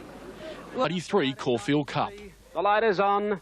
Racing. Away they go now, and first out near the inside, Our Pompeii bounced out quickly with Sub-Zero, and further out in the track here is a Zero. Sarah Sun and Kiwi Golf are out very deep on the track as heading over. Examinations drop well back in the race when they settle down with Telesto. They're the last pair. Sarah Sun crosses over in the Caulfield Cup and leads 3/4 of a length to Kiwi Golfer at the winning post. Out the 600 metre mark. Examination, they've gone over the top of the hill. No change in the order, 1150 metres to go. Sarah Sun a length in front. Second is Kiwi Golfer from Our Tristolite, who's third on the outside of Our Pompeii. Dittman's given us a beautiful ride. Our Pompeii fourth on the rail. 2 lengths further back is Zero. They're followed by the Phantom, following Our Pompeii, and further back in the race then Fra. A length into Sub-Zero, further back Silk Ali, Great Vintage Field Officer. Examination taking off with Slangivar, Castletown, Mannerism, Air Seattle, Telesto.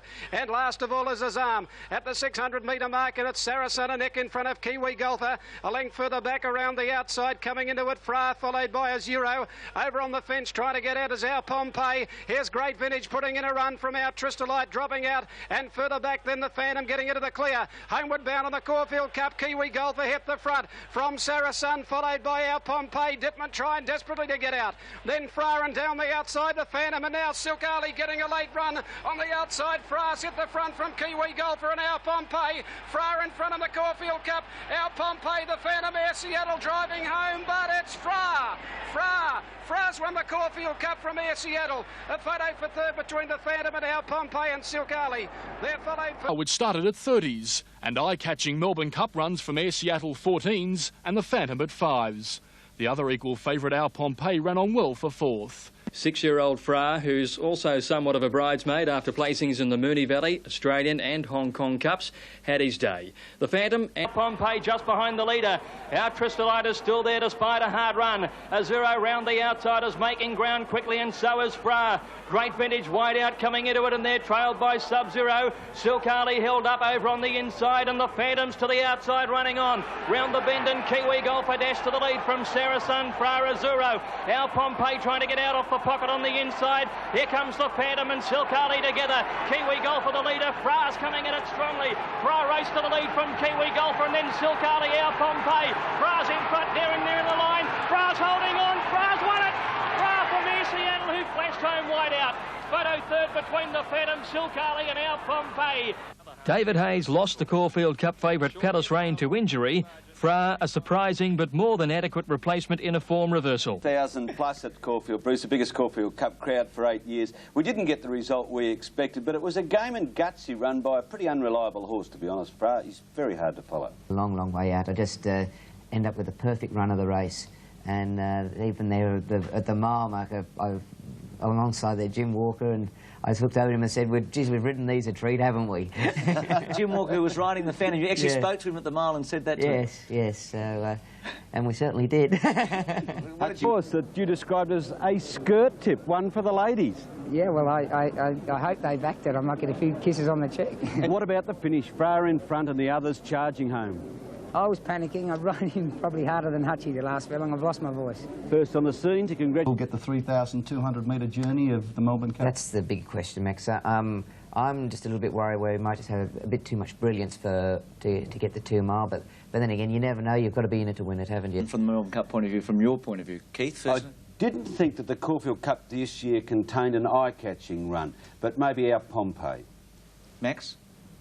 What was wrong with Air Seattle? I think you need my glasses. It was an outstanding. How'd you like to wear Max's glasses, Keith? Melbourne Cup trial. It's certainly, I think Shane Dye rode it a good race. With a few breaks, he may have won it, but certainly he rode it well. The horse was 1 run short, I think, of his peak. He'll be at his peak in the Melbourne Cup. He'll be a better horse than the Melbourne Cup, and will be very hard to beat the Melbourne Cup. Oh, wait, is this a vintage year? That's what I'd ask you, gentlemen. Take note, Keith. Is this a vintage Melbourne Cup year? Well, was it a I don't know vintage whether... Caulfield Cup? No, it wasn't a vintage Caulfield Cup, but it could be a vintage Melbourne Cup if Viander Cross runs and Drum Taps and vintage Cross. Let's look at the market. And by the way, Max, we've got to take note that you didn't mention Fra a week ago, because he'll be claiming it, Keith, this time. Of course he will. Yeah.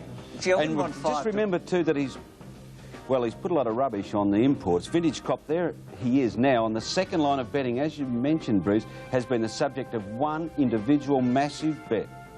Gee, you might be right, Max, when you look at it. And Viander Cross could still be a key here. If he runs a big race in the Cox Plate, doesn't go to Japan, then you wouldn't count him completely out.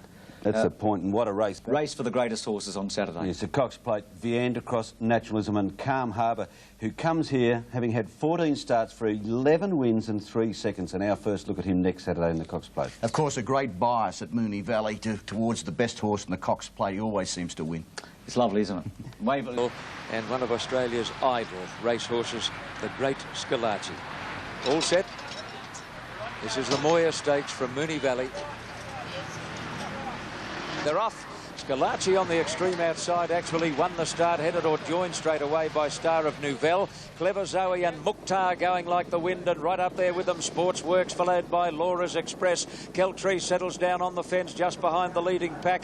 A gap then to Margin, who can't go the speed, and Burst is being run off her feet in the early stages. Racing to the 600 metres mark. Schillaci on the outside is vying for the lead with Sportsworks. They're 2 lengths in front of Keltree with the run of the race, followed by Clever Zoe and Mukhtar trapped out deep as they near the turn. A gap to Laura's Express making ground, followed by Margin, and then Burst and Star of Nouvelle dropping out last as they turn. Sportsworks just in front of Schillaci on the corner. Keltree is now hooked to the outside. He might be the danger. Straightening up, Schillaci having a job to get on level terms with Sportsworks. They've come away from Keltree. The 3-year-old Sportsworks just in front. Schillaci can't get to him. Keltree is lunging late, but Sportsworks in a boil-over has held out Schillaci to win the Moir in a thrilling finish, with Keltree charging home for third. Burst a big run, followed by Mukhtar, and then Clever Zoe. Further back as Margin, Laura's Express and Star of Nouvelle run off her feet in the Moir Stakes of 1993. Very simply, short 1 run. he might have looked fit. Leader, Scalacci called on and Keltrees hooks round their heels. Scalacci took the lead from Sportsworks, a length and a half to Keltrees. Scalacci, Oliver went for the whip. Sportsworks coming back, getting clear of Keltrees. Scalacci, Sportsworks, Keltrees is coming over the top. Sportsworks, Scalacci, Keltrees. Sportsworks a nose. On the inside, Sportsworks a nose, I think, from either. Sportsworks led and fought back to deal Scalacci his first loss at this distance. But Sportsworks prevailed at 16 to 1. Sportsworks, yeah. Could you believe it? I mean, I just didn't think he had the pace to hold these horses. You'd expect Clever Zoe to lead. We're talking about the Moir Stakes, by the way. Clever Zoe to lead with Mukta outside and then Scalacci outside of Keltrees.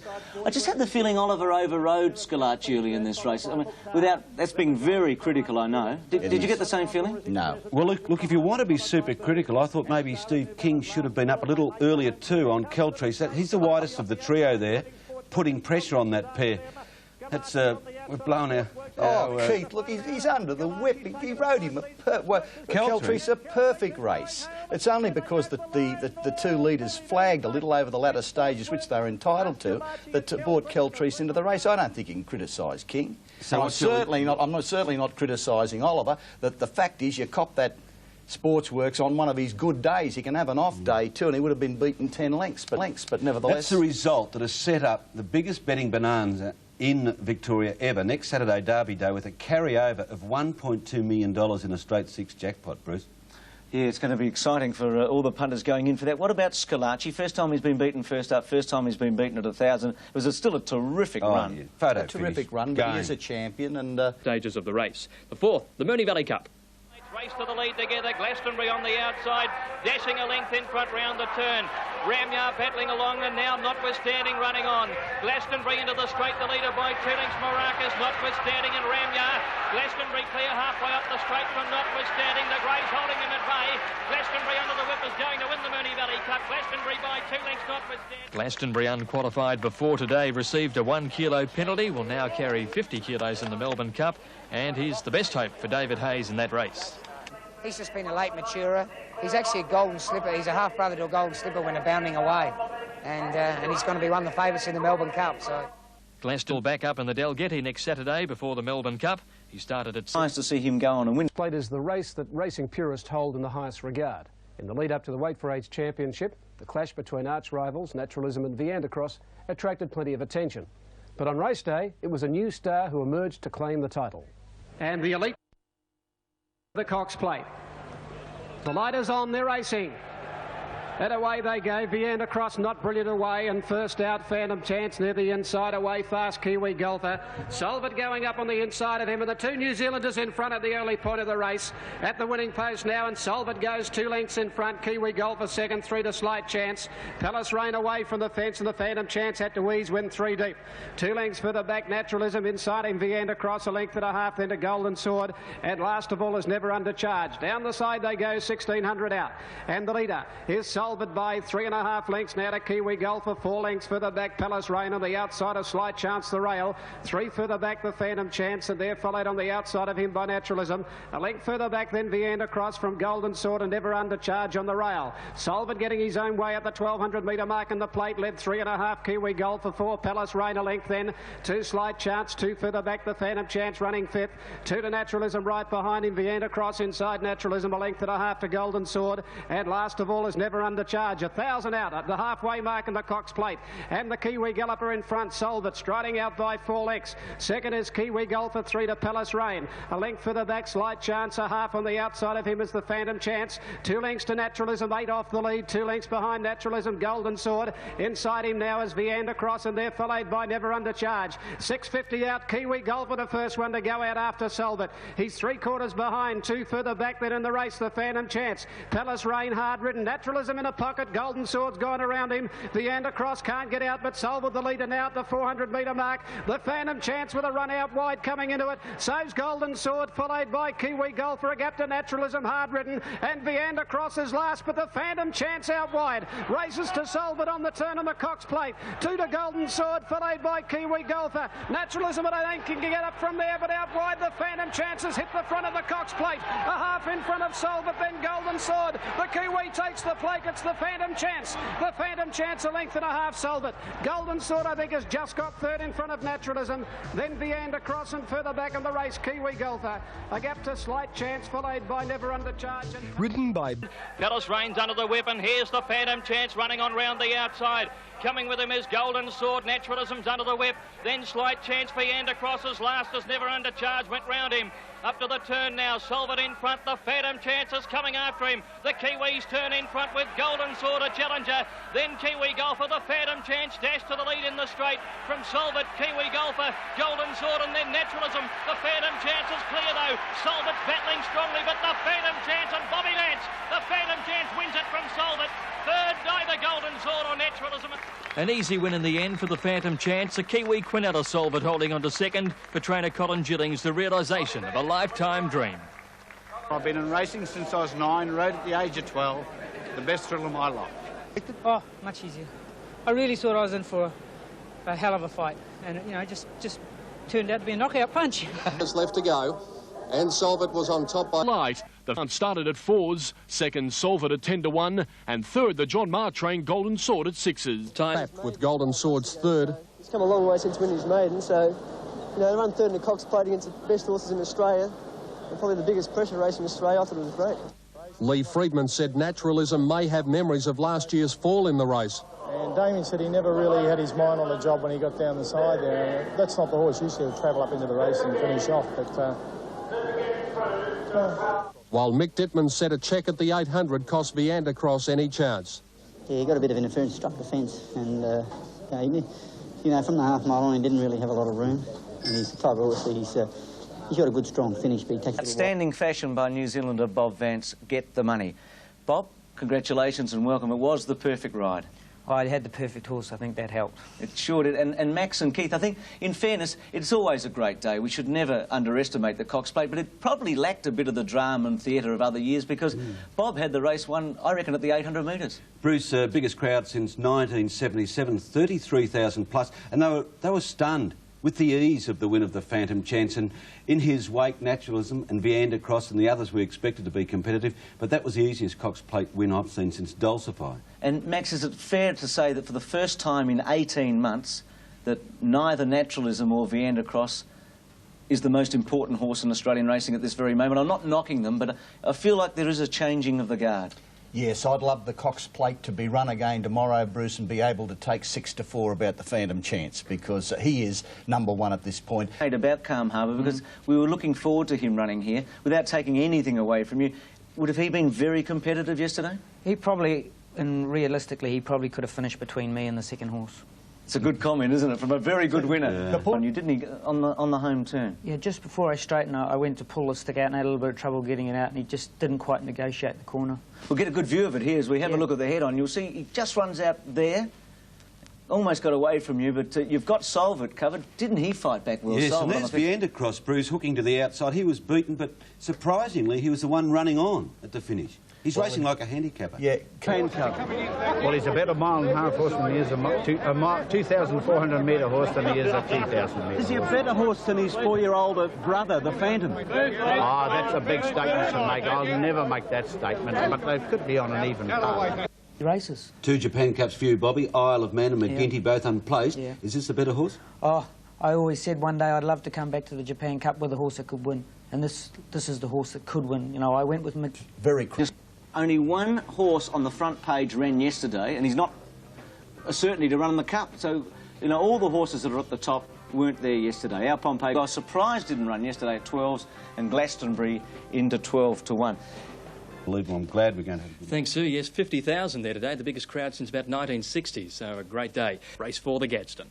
The flat side of the course, 900 left to go. Royal Discard going quickly, work to the lead now. Gold Bros is moving up to second on the outside of it, and Mukhtar is just behind them, followed by Awesome Force, Primacy and Prince Ackerman just behind these horses as they come to the 700 crossing, and the flatter in front here with Royal Discard against the rail, in front of Gold Bros, and just behind them Prince Ackerman, Awesome Force, Mukhtar, then Primacy, followed by Big Dreams and Keltrice, not related, and Alishan over on the grandstand side, and Sportsworks is clearly in front. out. Here it's about a length in front of Friends Venture, Draft Choice and Gitana. Over on the flat now, and here are the runs coming. Keltreece after the leaders, Gold Bros and Royal Discard, and Ali Shan is running on from Primacy. Sportsworks well in front on the grandstand side. There's not much between the divisions now, and it's Sportsworks in front of the grandstand, but it's Ali Shan, Keltreece and Primacy. It's Ali Shan on the outside, going home the best, and Ali Shan's won it from Keltreece. Third's a Photo Primacy over on the inside. Trained by David Hayes. Ali Shan at 20-1, providing David Hayes with his second Gadsden winner over Keltreece and Primacy.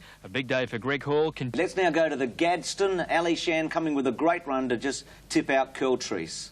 Now racing down towards the course, Draft Choice got a check, and the leader Sportsworks is nicely clear of Gitana, who's starting to run on her with about 300 metres left to go. Goldbrace is being tackled by Keltreece and Ali Shan, and over on the outside Sportsworks is the leader. Here's a great go, Ali Shan, Keltreece. Ali Shan doing a bit the better. Ali Shan, I'd say, has won it from Keltreece, and Primacy on the inside, and the two very wide on the track. Sportsworks and second of Greg Hall's treble. He was the outstanding rider yesterday. David Hayes, the winning trainer. A typical straight six big sprint at Flemington. Put the blanket over and there's about 10 horses underneath. Yes, Ali Shan had been struggling to find form of late, but he is a straight six specialist like his elder brother, Grandiose. I think they've won about 15 races down the straight, and he was well weighted yesterday, and it was his day. He tipped out the favourites. It's a good point. Doubts about his staying ability following a defeat over 2,000 metres at Moonee Valley.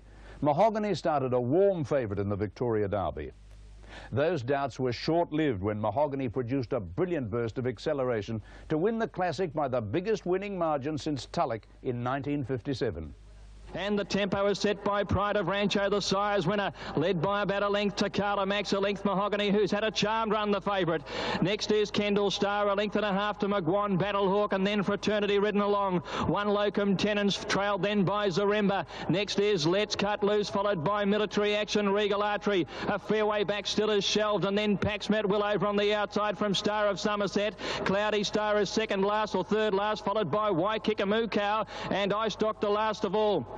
Into the straight, 500 metres to go now. They straighten up in the Derby. Pride of Rancho grabbed by Carla Max and Mahogany. Mahogany's eased out for a crack at the leaders and went to the lead at the top of the straight now. Mahogany dashed away at the 400. Hall kicked him out by 2 or 3 lengths now. From Carla Max, Magwan. Kendall Star is on the outside. No run, Zaremba. Regal Archery trying for a run, but Mahogany. Hall went for the whip at the 200. 5 in front. It's all over. Regal Archery and Shelved are running on with Waikikamu Cow, but Mahogany blitzes them in the Derby. Magnificent win, Mahogany by 7 lengths on the post.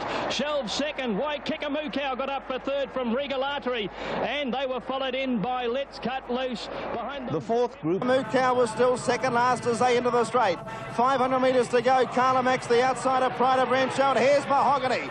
Mahogany's cruised up to hit the front, 400 to go and win away. 2 lengths in front of Pride of Rancho. Magwan is into the clear and running on, and then Kendall Star, Battlehawk can't go on, and then Let's Cut Loose, but Mahogany has bolted away. 200 metres to go, it's all Mahogany. He's got the Derby parcelled up, 5 or 6 in front of Let's Cut Loose. Shelved is running on strongly with Waikikamu Cow, but Mahogany wins easily. Mahogany's won the Derby in a canter by 5 lengths to Shelved. Third placing Waikikamu Cow, then... Since Freedman was over the moon after the win. It was sensational. You know, I all said he wouldn't stay, but I knew if he had a nice enough run, he's just got miles of class, this horse. And when Greg took him up to challenge, he took it up about 600 out, I knew he was going pretty good. All continued in second with Centro and Naturalism in the Derby. This his first win, and what a wrap. It's been great to win it at last, and I think he's a lot better horse than the other horse I started, even though, you know, one of them was Naturalism. I think this horse is a better 3-year-old than Naturalism. He made it look hopeless, so it really looks like he can stay. But Fastest Derby since metrics were introduced, and the best Derby win since Red Anchor in '84. Mahogany back from 4s to 5 to 2 at one stage, started at 7 to 2. This for about, oh, what time was the Derby run yesterday, Keith? I've been waiting to get into Mahogany Max, haven't you? Oh, have I ever? I've even got a message from Greg Hall for Max this morning. It's Max. Don't get off a moving tram. You've gone from Mahogany Max to Mad Max with one classic race result. Yeah. We better fill everyone in. Max's favourite horse is Mahogany. He's been tipping it in everything it's running, and you hopped off yesterday, Maxie, and picked him third. Yes, well, Bruce, the first time that Mahogany raced at Randwick this campaign, I did liken certain aspects of his character to Kingston Town. I'd just like to say there's one aspect he doesn't compare, and that's consistency. Didn't he give some class to a race that needed it yesterday, though? I mean, he won like a top weight for age horse. I know he had everything going for him, but it reminded me of Red Anchor, his acceleration away from them, and that's a pretty big compliment. I'm glad he didn't run in the Gadsden, as you were suggesting last week, Max, that they should try him as a sprinter. Would have bolted him. Now, I bait that the Derby is won by Class X. It's a classic race, and you don't necessarily have to be a stayer. He may prove to be one, but he had won 3 Group 1 races going into the Classic, and yesterday his class told by 5 lengths, the easiest Derby in memory. Something special in Mahogany, didn't you? Yeah, well, I think his first up run in Sydney alerted a lot of people to the fact that he was a high-class horse. He had a bit of a flat spot for a couple of runs and got him back to Melbourne. I think he appreciated being home, and next thing we've won the Guineas and the Derby. So I think he's a champion 3-year-old, and he should train on to be a top-class 4-year-old. Will he be here this week, next year, maybe on the first Tuesday in November? I tell you what, the way you ran that out, you wouldn't discount that. Good luck. Thank you. Lee Freedman winning his first Victoria Derby. Naturalism now. Spring Carnival is certainly a highlight of the season. Coming off her win in the 1,000 Guineas, Arborea produced another winning performance in the Wakeful Stakes. And they are at the 800-metre mark. Sparkling Fun from Merrow, and Arborea is last of all, running up to approach the turn now. The Wakeful field has a little over 600 to go, and Alcove is going to corner just in front of Bundafine. Barbadian hooked out for a crack at them now. Eastern Ore is just behind these horses, followed by Swift Falcon when they run into the straight. Then came Sibilant under the whip. Further back, No Fibbing, Presage, Asdarf is next, and well back Fine Recipe under the whip. 300 to go, and Alcove still in front of Eastern Ore and Barbadian. Swift Falcon is next. The runs haven't come from the rear yet. Fine Recipe, Sibilant battling, and Arborea is down the centre of the course. 150 out, still Alcove has it from Swift Falcon. Look at Arborea flashing home. Alcove in front. Arborea, Fine Recipe, Rose Rewarder closing. Alcove still in front. Arborea coming hard. Don't know. Arborea maybe from Alcove. There's very, very little in it right on the line, wide apart. Fine Recipe maybe third from Rose Reward. Another photo there. Full stakes. Arborea was last coming around the turn. She produced an absolutely outstanding finish. Alcove at the 400 sprinted away, 2 in front of Eastern Ore second, Barbadian third, then Swift Falcon. Now Rose Reward running into the race towards the inside, and wider out on the track was Sibilant, and then came Fine Recipe. 250 to go, and it's Alcove, 2 in front of Eastern Ore. On the outside, Swift Falcon running on Fine Recipe and Rose Reward, and here comes Arborea. She is absolutely flying. Alcove in front, Arborea gobbling her up. They hit it, and Arborea's got up. She's got up on the outside and beaten Alcove. Trainer Clary Connors said even he had almost given up hope on the home turn. Yes, just after we straightened over, but she can't win from there with 57. She couldn't do it.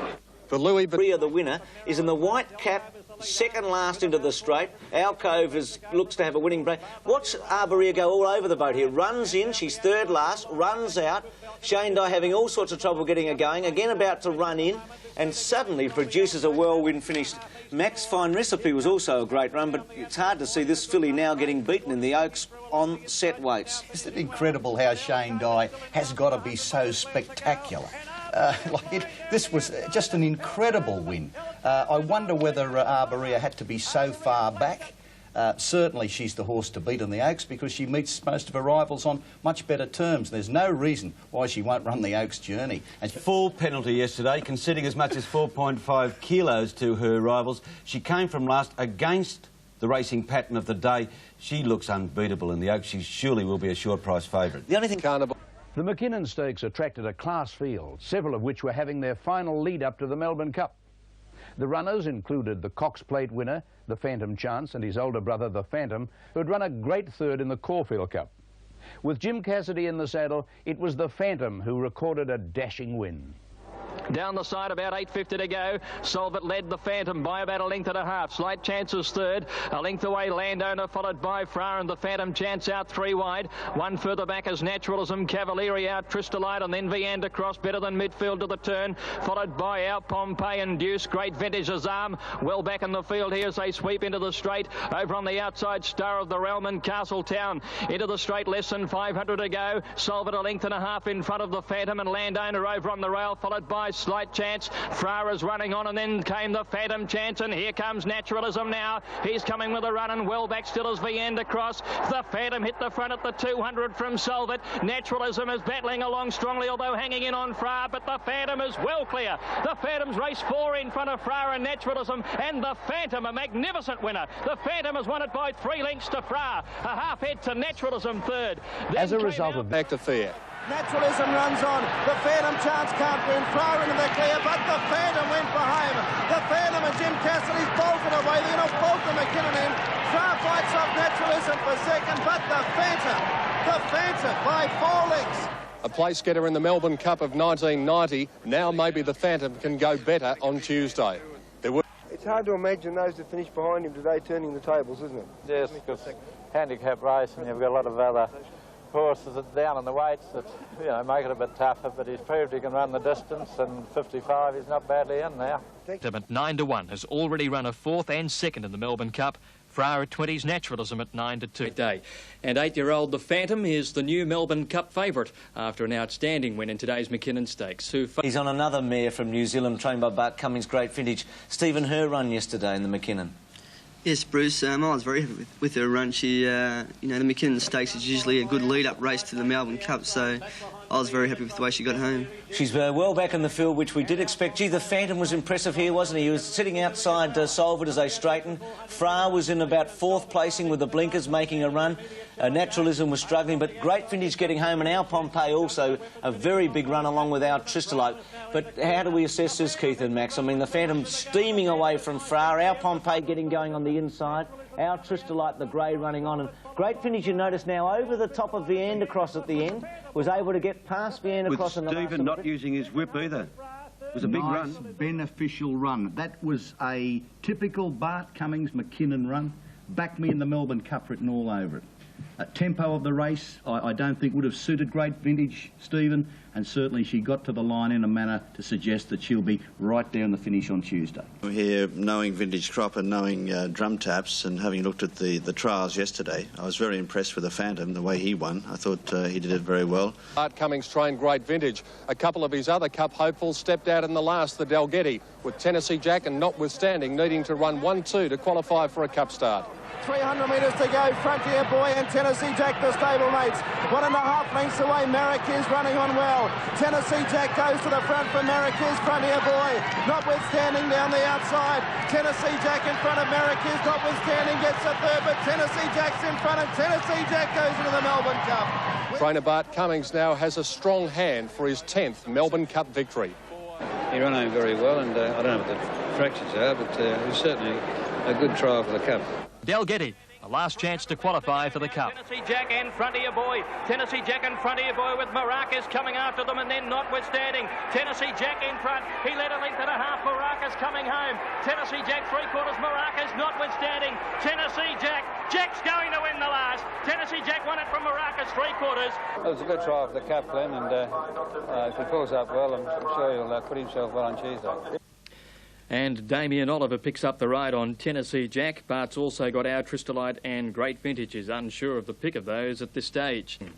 And we have the Phantom, the favourite, at 9-2 over our Pompeii and Great Vintage. Glastonbury and Star of the Realm didn't accept. Glastonbury having broken down, and Star of the Realm didn't accept there. Beautiful run. He's in the blinkers in 3rd spot. David's horse also had a terrific run, Marrakesh. And David, I thought he might finish over the top of Tennessee Jack in the last film. He was unable to peg him back. Yes, he just... I thought he'd win here, but I know he'll be improved vastly by the run. He's just peaking at the right time. He meets Tennessee Jack a little bit better at the weights, and I think there's quite a bit of improvement in this horse. Tennessee Jack, as you said, Dave, just sprinted away from him, and Marek is running into second now in the blue and the white, pulling some ground off him. And you predicted he'll be a much fitter horse on Tuesday. He will be, and Michael said it was a very good ride by Michael, but with the benefit of the ride and getting to know the horse a bit, he said he would have liked to go on a little bit sooner. Dittman, now, he rode Tennessee Jack, and he also rode our Pompeii earlier in the day. Did anyone have a chance to assess their prospects? Yeah, Mick Dittman was of the opinion that the McKinnon form was the stronger. However, he did feel that Tennessee Jack would be competitive. I know... These are not allowed to tip, I know, but you won with Let's Elope. You've got any anywhere near the confidence you had with her 2 years ago? I think this Great Vintage is more of a dour stayer. She's definitely she grinds away, but I think over the 2 miles she's going to be a great chance. So just hopefully the rain will keep away. Fair enough. Good luck with your three for the people all around Australia that are dying to have a bet. I would say if the track's good or dead, I would back Farrar, and if the track's good or fast, I'd back Marrakesh of mine. Nobody has had the success with imported horses that Lindsay Park has. Drum Taps Vintage Crop coming here, having their first run in the Melbourne Cup. Can they win? I think they can. I just know, I think if you ask the English trainers and when they come in, how they would rate those horses compared with, say, a Farrar in England, there would be no comparison, and it's a pretty well-known fact that English stayers are pretty well the best in the world, or European stayers anyway. Well, we'll talk more about that a little later, but it's a big wrap. Stephen up as fully imported horses, Drum Taps and Vintage Crop. And who knows, this Melbourne Cup eventually could become the staying championship of the world. Let's have a look at the you. Crop. Welcome as well, Dermot. Thank you, Bruce. Gee, Vintage Crop, Dermot, it's been responsible for 2 of the biggest plunges in the history of British racing. And the Sarah-Witch 25s into 5s when he won, and the Irish St Ledger, they reckon they nearly closed the bookies' doors. They couldn't pay out. Are we expecting something like this? We've heard about Kerry Packer yesterday. Something like this on Tuesday? Well, he's got a much tougher assignment on Tuesday. And a lot will depend on how he is acclimatised. Well, how do you think he has? I'm satisfied. I would have preferred to have another week, but I'm happy with the horse. Is that a morning? Well, why not? Our Pompeii and the Phantom are equal favourites at the moment at 5-1. Their barrier alongside of them, both drawn wide. Air Seattle got the best of the barriers with Tennessee Jack. They're at 8-1 wide. Air Seattle got the best of the barriers with Tennessee Jack. They're at 8-1 with Great Vintage. And both your horses well in the market. Drum Taps, Vintage Crop. Jim, I'll ask you first. Do you think they can run a place? Do you think either of them could win? I think it's very possible that I think that they'll both figure in the first 4. I'm confident enough of that. And I think that Drum Taps might even win. I think Vintage Crop could run in the first 4. Well, I'm tipping Air Seattle. Despite the fact that he didn't run yesterday, I thought he was the best run in the Caulfield Cup. And I reckon chances from my point... The horses are the wild cards, and I won't be surprised if they win, but I couldn't squeeze them into my placing. I think this is going to be a Bolters Cup. I think... Have a look at them before I can tip them. And, Max, I did enjoy your article during the week. Traffic jam on the corner there. Do you reckon these horses are going to stretch out They can't the same quicken way? because they've been going for so long in England, like over 4,000 metres, that they're just winding up, whereas in a Melbourne Cup you've got to sit, get a check, then sprint again. I don't know whether they'll be able to do it. But they'll be over their odds, that's the main thing. They will a horse be, like that's Vintage right. Crop will be well over his odds, and he's a horse that's probably, in my opinion, the horse to beat. One of the horses to beat, because he'll be long odds, and he probably deserves to be a 5-1 pop, and he'll be more like a 20-1 pop. I sure has the late.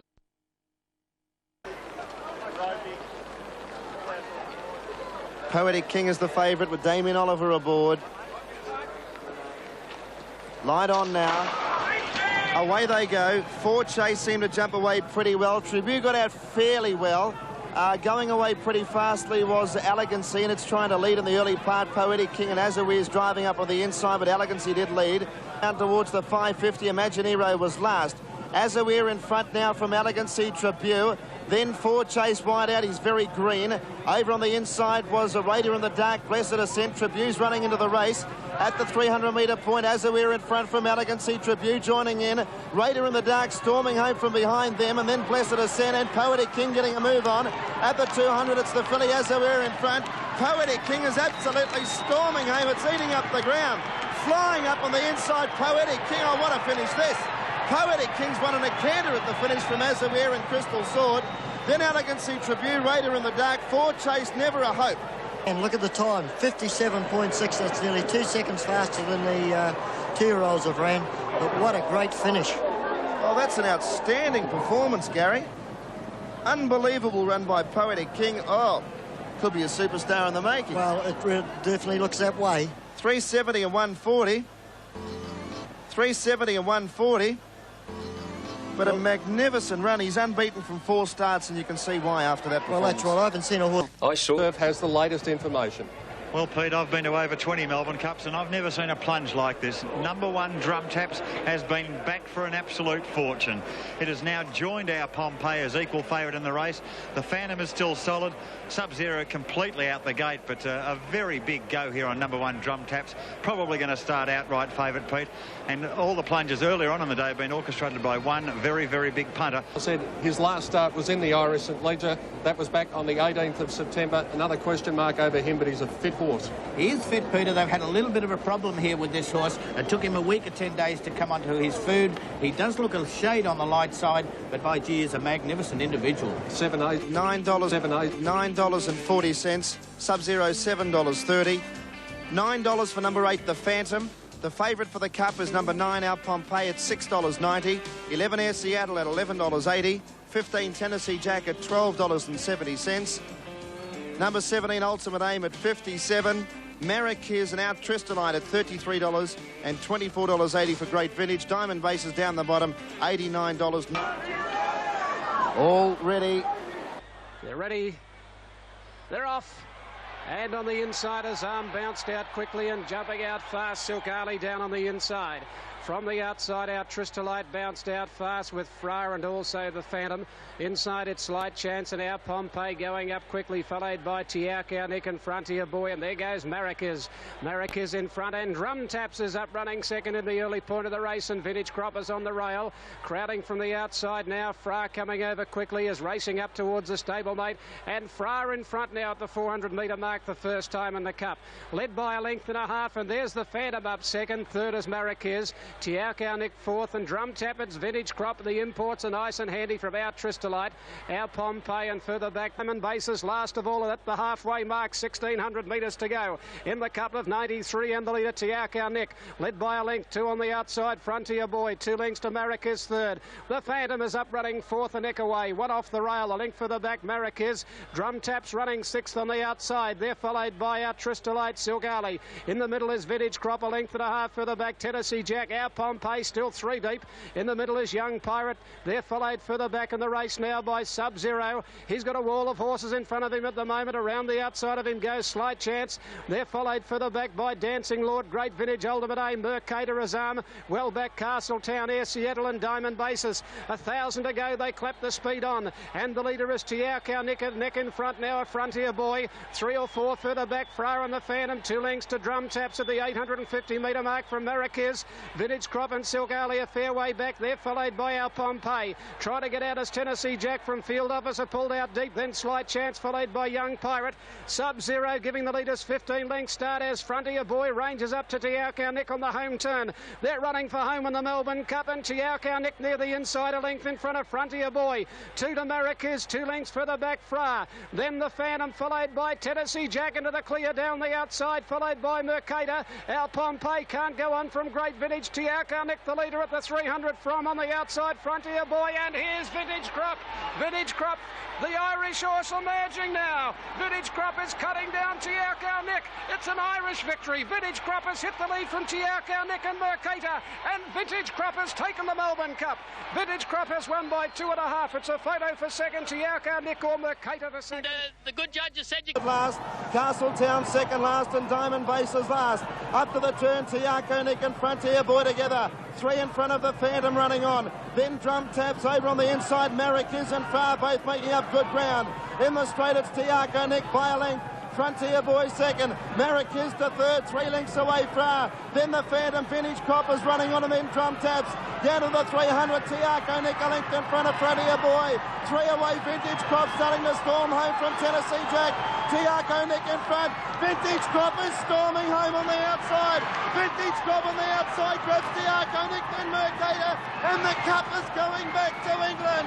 And Vintage Crop has won the Melbourne Cup by 3 lengths to Tiakau Nick and Mercator. Then Great Vintage flashing home for 4th. Close up in the field was Tennessee Jack, Frontier Boy. Then Drum Taps every chance, Marrakesh. Fra next time Azam. Sub-Zero Cavalieri. Well back in the field, the Phantom, Young Pirate, Air Seattle. And Vintage Crop, what a great win. 6, 5 and 10. Vintage Crop will pay $16.80 and $5.50. Tiakau Nick, $14.90. What a gallant run. and Mercator $30.70, and the trifecta will be a mammoth dividend. Fourth place. All the way? Yeah, nice run. I was following Frankie on drum taps, and Frankie suddenly dropped away before the home, and once I got the race. I was quietly confident. When the 2 inches of rain came last night, I was concerned. The horse did lose 7 kilos travelling out here, which is considerable, but he put it back on, and on Sunday morning when he worked, I was very pleased with him. The other horse ran a bold race as well. It truly is an international race now. I've always believed it to be, and I've always wanted to come here and do it since I landed in Australia many years ago. Do you think this will enhance the reputation of the Melbourne Cup overseas? The Melbourne Cup will develop to be the international 2-mile race of the world. And back into this mounting yard. Well, Peter Donegan, one thing is certain. Stayer in that race won it and proved it certainly over the last 100 metres. The stamina this animal has got is amazing, and that's his 4th Group 1 win from 16 starts, and obviously his biggest. No question that he is a marvellous horse, and this is the most prized place in Australian racing. And there's the... In places, a bad result, Pete. There's again been some very big very big money laid on Vintage Crop late in betting. In honestly, the last 90 seconds, 3 bookmakers were hit with some sizable bets. But most bookies, I think, returned a profit on the race. And the winning rider, Michael Kinane. So it was very hard for him. Vintage Crop beat me on level weights before by 5 lengths, and today I had to give him 3 kilos. So I think the best horse won on the day. It was a bit too much of a hard task for my horse to win with 58.5. When were you beaten? Go back about 5 weeks after Keith had observed Vintage Crop's win in the St Leger Stakes, and this is what happened on Sports World. Well, Vintage Crop has now had 3 wins at 2,800 metres. He's won at 3,200 metres, 3,600 metres, and after that race, his owner, Michael Smirnoff, said, next stop, Melbourne. So this might be the first horse in the 133-year history, the first Northern Hemisphere trained horse to win the Melbourne Cup. Well, he's not in the market. Max is having a laugh back there. He's not in the market at the moment, Max. You don't think he can win, Max? No, well, look, Keith can be on Vintage Crop and that jockey flotting flies. I'd just like to see his arm with Mick Dittman just chasing him up. I don't know who put that on, but gee, I want to congratulate the narc. You know who put it on. Unfortunately, Mick Dittman didn't get close enough. But I will say this, 1 win does not make the world's greatest jockey, but Kinane is definitely in the top 3. Well, if he's not the best, he's the best jockey, he's the best fly swatter, Max. He didn't have to swat. Wanted you in, obviously, Barters, because you've made so many headlines this week. Restructuring the VRC, telling them exactly when they should have the handicapping and what went wrong from an Australian point of view. But it's been suggested you've been a poor loser this week. Do you think you've been taken out of context? I believe so. I didn't make that comment. I think a member of the VRC made that. But I understand he's bought $5 million of horses which weren't no good at all. You're talking about changing when the handicap should be released, Bart? Correct. But you still feel that Vintage Crop was very well handicapped? Oh, well, if you had the weights that came out after the Irish St Leger, I think we all believe that the horse would have received 4 to 5 kilos more. And I don't think that's unreasonable in assuming that. And for one of the greatest quotes in history, when you said, geez, we gave those Poms a 200-year start, now we're 100 years ahead of them. Remember that one? We slipped a little last week. But will this open the floodgates? How do you see it? You've raced at international level. Well, they tell me it cost about 60 to 80,000 per horse to bring them to Australia. Will be because our prize money is much superior to most of that in Europe. Australian prize money alone is higher than the whole of Europe put together. To bring that horse over here, get him acclimatised, get him so good. I believe he was a week short, but he was still quite a few lengths better than the best that we could produce. One of the most cleverest men in the world, I'd say. But how many of these horses are over there, over in Ireland or England or Europe, that are capable of coming out here and winning our Cup? We have a few Van der Cross and the Galilee and various sprinkling of champions, but the depth of the Northern Hemisphere is far, far more higher and deeper than we have in this country. They might have 5 or 6 Galilees a season. We're lucky to have one in every 20 years. Brentwood Crop was someone, I mean, Galilee, Let's Elope, been 2 of the great Cup winners of the last 30 years. Do you compare this bloke favourably? I think he's very close to their ability, and if he was racing in Australia, continued on to the autumn, I think he'd clean up the whole lot. He'd be hard to beat in the Cup hurdle too, wouldn't he? Fairly well. Alice Shannon Sportsworks are making a V-line to the outside rail. The other 5 horses are generally drifting across towards the centre of the track. But Sportsworks and Alishan right up against the outside, racing with about 700 metres to go. And the horses over on the flat side are definitely in front. Black Rouge and Allen on a length and a half to Gold Rose. Then Caltrice and Danjiki. And down the grandstand side, Sportsworks is 2 lengths in front of Alishan, making up good ground on it. About 450 to go. Alanon went to Black Rouge. Gold Rose joins in. So does the favourite Caltrice. Danjiki hard-ridden 3 lengths away down the grandstand side at Sportsworks and Alishan. On the flat side, Gold Rose got to Alanon. Caltrice been called for walk, lost a little bit of ground there. Sportsworks down the outside. Gold Rose is in front though, got away from Alanon. Then Caltrice and Sportsworks, but it's all Gold Rose. Opening right up, he's going to win easily. Gold Rose wins the Linlithgow Stakes about 5 lengths to Alanon and Caltrice. Then Sportsworks, Black Rouge, Alishan and Danjiki failed to get warm and ran last. 110.3. Gary made easy work of that Greg Charles and Gold Rose. He just put a space on them inside the last furlong. Well, he's a beautiful looking horse. They ran 110.3, which is very good time. $7.10 and $3.50 for of the carnival, the Linlithgow Stakes. Sportsworks and Alishan on the flat. Gold Rose, I think Gold Rose has it. Gold Rose has it in the bag. He's raced right away from Alanon and Caltrice, and Gold Rose blitzes them. That's the real Gold Rose, wins it by 4.5. Gold Rose was a golden slipper favourite before breaking down. He was a weakening 9th in Saturday's Gadsden, had an easier run today and scored impressively. Wasn't even or ordinary, was Gold Rose in the Linlithgow. Was this some sort of a run? Gee, Max, you might have a horse here. Oh, the Sydney form. Did I tell you about 3 weeks ago or a month we had a horse here, Bruce? I'm not coming in on the ground. Yeah, no, you just stay where you are, Max. Max, we keep a record of all your predictions. This might be a credit for you, but gee, the list of debits is a long one. Well, there are a few there. There are a few there, I will admit, but not when it comes to Sydney form. Irish form, I'm a bit rusty on. John, your feelings about Gold Rose? He's a good horse and he won really impressive, and you can't take it away from him. He's obviously shown, you know, he's been his best in Sydney because naturally he's raced there mostly, but he is really impressive. He'd probably run a really big race, in a good race in the autumn. All set to go for the Crown Casino Oaks of 1993. Crown Casino Oaks of 1993. 11 fillies, they're all set. Gates fly back, Trivial Ass missed the start 2 lengths, and also Oaks Day was a bit slow to begin. And last the rails, and last of all was Oaks Day. 1,100 metres to travel. Eastern Oars only 2 lengths in front now of Sibilant. Barmin Galit third the rails, Shellacking fourth.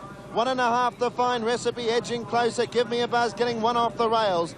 Then came Arborea as they run up towards the home bend. Diamond Gypsy next.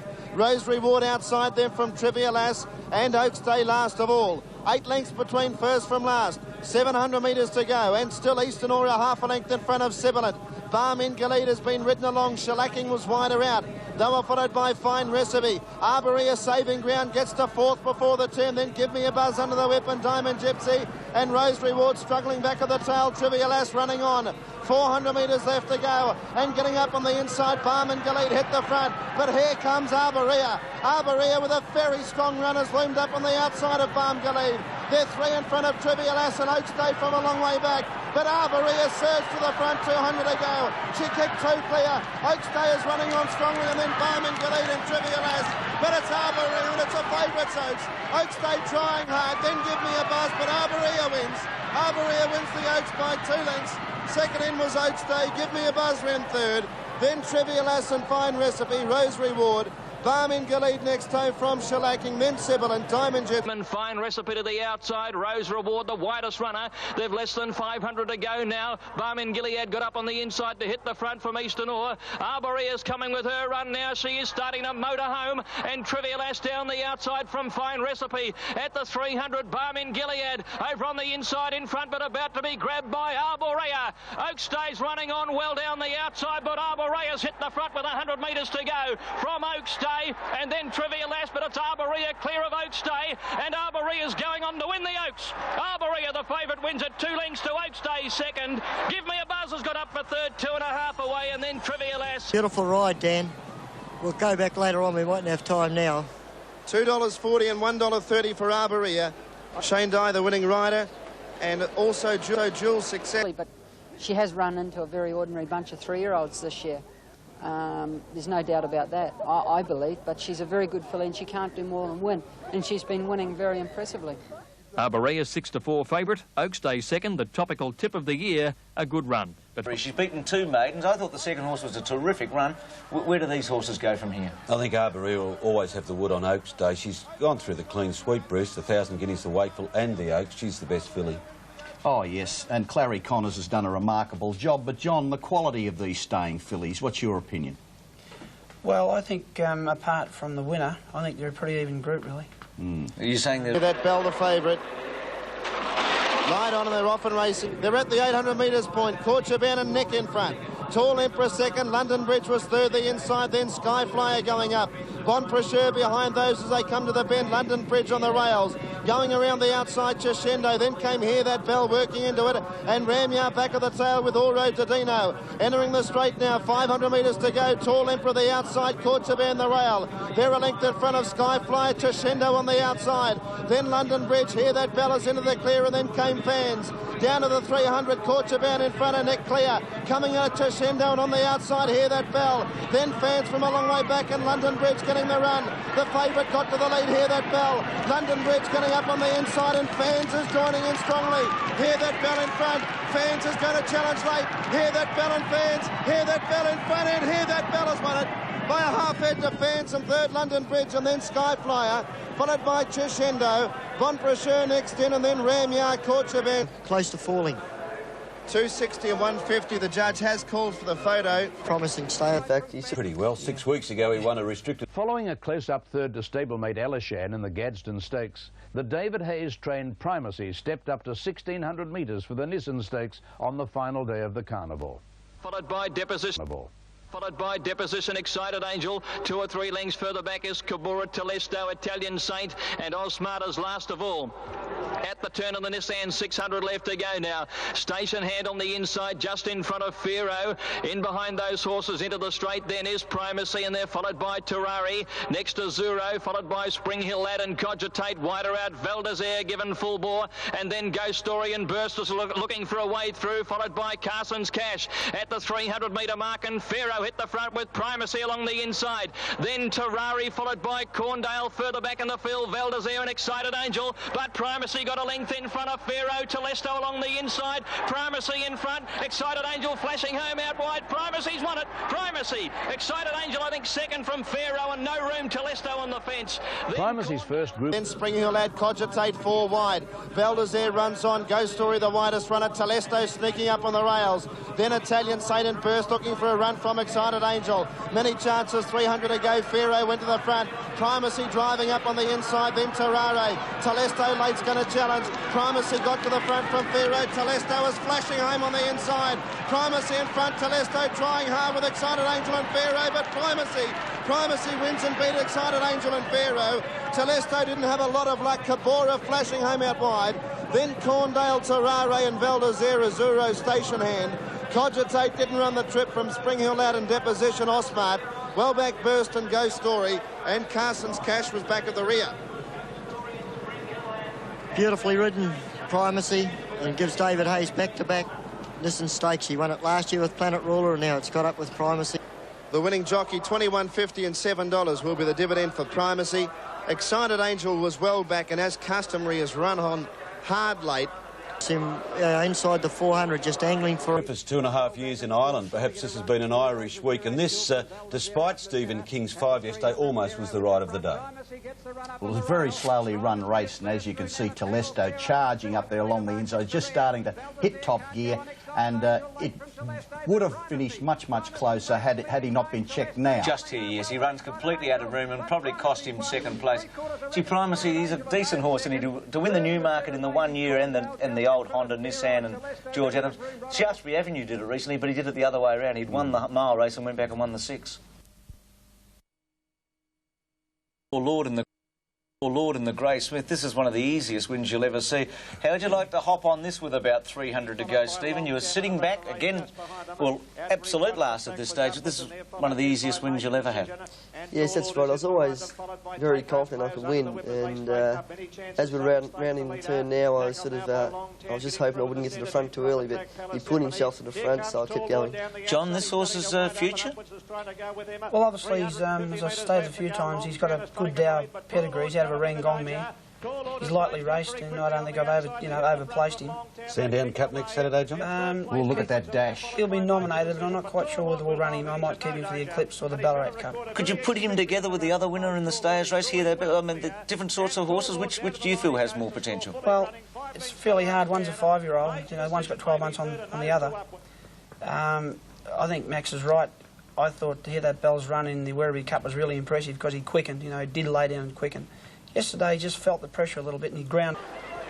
And so there were 2 group races, and John Maher won them both. As we were saying, was described before the race by David Hayes, a rival trainer, as the best young stayer in Australia. Did he live up to that rap yesterday? Oh, I think David's a good judge, but he's got a lot of improvement. There's no doubt about that, but he's got a long way to go yet. This is Tour Lord's performance in the Sandown Cup, where he beat the record held by Silk Alley. John, in front, Tiago Nick. Are we learning a lesson from this race that it's very difficult to come off the Melbourne Cup into a Sandown Cup? Well, you know, it's a tough, gruelling campaign, let alone the race, Keith. The Melbourne Cup's really a world war of 2-mile events, I believe. And to come back and, you know, really to run a super mile and a half, I think it's a big task and it's not done, really. Well, this Tour Lord, this is his first test beyond 2,000 metres, and well, he finishes off like he's been a stayer for a season or 2, doesn't he? Well, he's got a staying pedigree, Keith, but they can have wonderful pedigrees, but they've got to be able to gallop. And I just thought, you know, in theory, he'd had 2 runs at a mile and a half, and he'd done a lot of work. I felt that he was definitely ready to run in the race, so I was a wee bit concerned of Air Seattle. Might be there also with this fellow. He's voting in the Sandown Guineas, another from the Maher stable, and this is a very promising 3-year-old. Any regrets now that you didn't persevere with the Derby campaign for him, John? No, Keith, I didn't think he was ready mentally, and I didn't think he was ready physically to cope with the training. You know, you live with your horses, you're obviously good, you know, you're good horsemen, and, you know, you've got to read them as you find them. And, what do you mean, not ready mentally? Well, I think he's immature, you know, he's gets a little bit hypey at times, he's a colt. I just felt that I didn't want to run him past a mile this preparation. I believe that he's an autumn horse. He's lightly raced. He would have run in the Derby, you know, what I regarded lightly raced and inexperienced. So that's what it's all about, really. To the front of the 300-metre mark now from Lucky Dapper inside it. A length then Ken Vane after Alanon. They've got away from the others, headed by the Gunnison, then Mr. Cube and Blue Boss. Ken Vane moved up on the outside of Alanon. They're going to fight it out now from Lucky Dapper. Now on the outside, the Gunnison out late. The Gunnison finishing hard. Ken Vane got its head in front now of Alanon, and the Gunnison late on the outside, but Ken Vane's won this about a neck, I'd say. The Gunnison second, and those in front of Alanon. Brian Martin. Our hope in the richest horse race in the world has had a disappointing time in Tokyo. Naturalism has finished 9th in the $5.5 million Japan Cup, while Kiwi champion the Phantom Chance was 12th. Local horse Legacy World won the 2,400-metre event from Kotashan and Winning Ticket. We pick up the call at the turn. Naturalism a long way back when they make the swing for the final run home, and it's by Giro Palmer in front from Legacy World when they straighten up 450 metres to go. They'll come up the rise and they're well clear now of over on the inside, running on fairly well to Phantom Chance, followed by Winning Ticket. Down the centre is Urban Sea. Rice Shower can't go on, and Kotashan out wide on the centre of the track. The American horse with a late run getting to the front. Legacy World 200 metres to go. Kotashan out in the middle, finishing at a great rate with Winning Ticket, followed by Platini in the centre. Legacy World in front, Winning Ticket, Kotashan out wide, Legacy World in front, Legacy World wins the Cup. Our two are never in it, really. Still. We were disappointed to hear that Naturalism is going to retire now after that run in the Japan Cup. That's what the owners have informed us, that they want to retire the horse. I think that's a good decision, you know, if they want to stick with that. I think the horse had enough racing. Yeah, 3.3 million, there's no point being greedier than that, is it? Well, yeah, I think the horse himself has just about had enough too. There's a horse that's going, who's a 4-year-old in Australia, goes up there and races at the same weight as 4- and 5-year-olds from the Northern Hemisphere, and yet there can be anything up to an 11-month difference in their age. Our horses can be 11 months younger and yet carry the same weight. So it's tremendously difficult for a 4-year-old. And I think the horses that have gone up there and done well have been older horses, Better Loosen Up and Horlicks. And I think they're the sort of horses you really need to be taking to Japan. It's a race that destroys a lot of played out here at Flemington in the greatest of all racing weeks. But there can be only one winner of the race of the century. 10 champions, a field of dreams, and it's a dream prize for an astute viewer awaiting at the winning post.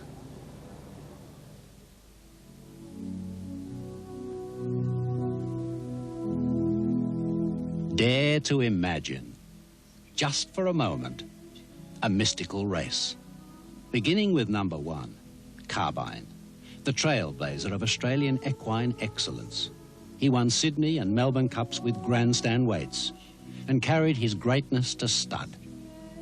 Phar Lap, the most loved racehorse in turf history.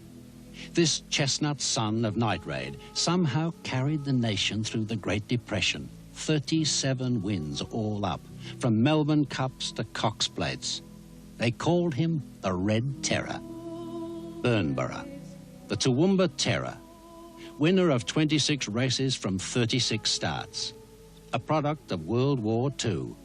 And it wasn't so much the number of races he won, but the way he won them. From so far back in the field, like a blur of brilliance. Tulloch, the greatest 3-year-old in Australian turf history, and arguably our greatest post-war galloper. Tulloch won 3 derbies and a Caulfield Cup in his 3-year-old year, missing his entire 5-year-old season through sickness, yet still coming back to win a Cox Plate, and finally, Brisbane Cup. Rising fast. Picture this. We never saw this plain Kiwi stayer in Australia until he was 5. Yet within a year, he had won 2 Caulfield Cups, a Melbourne Cup, and was lining up the favourite for his 2nd Melbourne Cup with top weight of 10 stone. He finished runner-up to the lightly weighted Toporoa, beaten less than a length. Dulcify. At 3, he won the AJC and Victoria Derbies and the Australian Cup. At 4, the WS Cox Plate in a hand canter. He was truly unbeatable that spring, the way he will be remembered forevermore. After his 1979 Cox Plate triumph, Dulcify had only 2 more starts, breaking down as favourite in the Melbourne Cup. Kingston Town, the big black horse, did it all from 1,200 to 3,200 metres. He won everything from expressway sprints to Sydney Cups, an unequalled 3 successive Cox Plates, derbies, a lot. The super horse, Superimpose, Randwick's super miler. The crowds loved him, even in Melbourne, where he never really displayed championship qualities until it was almost over. His 2nd last race start, triumph. Finally, in an extraordinarily spectacular WS Cox Plate. Let's Elope, the baby of the field. The only female, too. In the spring of 1991, she won in order the Turnbull, the Caulfield Cup, the McKinnon, and the Melbourne Cup, all in a row. Then she came back in the autumn and won the Australian Cup in record time. Enough said. Better loosen up. This plain brown street fighter from the Hayes Empire won a Cox Plate, an Australian Cup, and became our first ever winner of the prize Japan Cup. Apart from his last win, the 1991 Australian Cup, he never won by far. His go was to knuckle it out to the post, wearing away at his rivals stride by stride. He was the working class hero. They may be ghosts of the past, but what a field. Now, if you haven't caught up with this, here's what we want you to do. Pick the trifecta, but it has to be in order, 1, 2 and 3. Now, the race is run over a fast track, the distance 2,000 metres, the championship distance, and it's run here at Flemington. So, no excuses for any of them, and you have to agree with our ghosts of the past, but what a field. Now, if you haven't caught up with this, here's what we want you to do. Pick the trifecta, but it has to be in order, 1, 2 and 3. Now, the race is run over a fast track, the distance 2,000 metres, the championship distance, and it's run here at Flemington. So, no excuses for any of them, and you have to agree with our experts, 1, 2 and 3. Now, take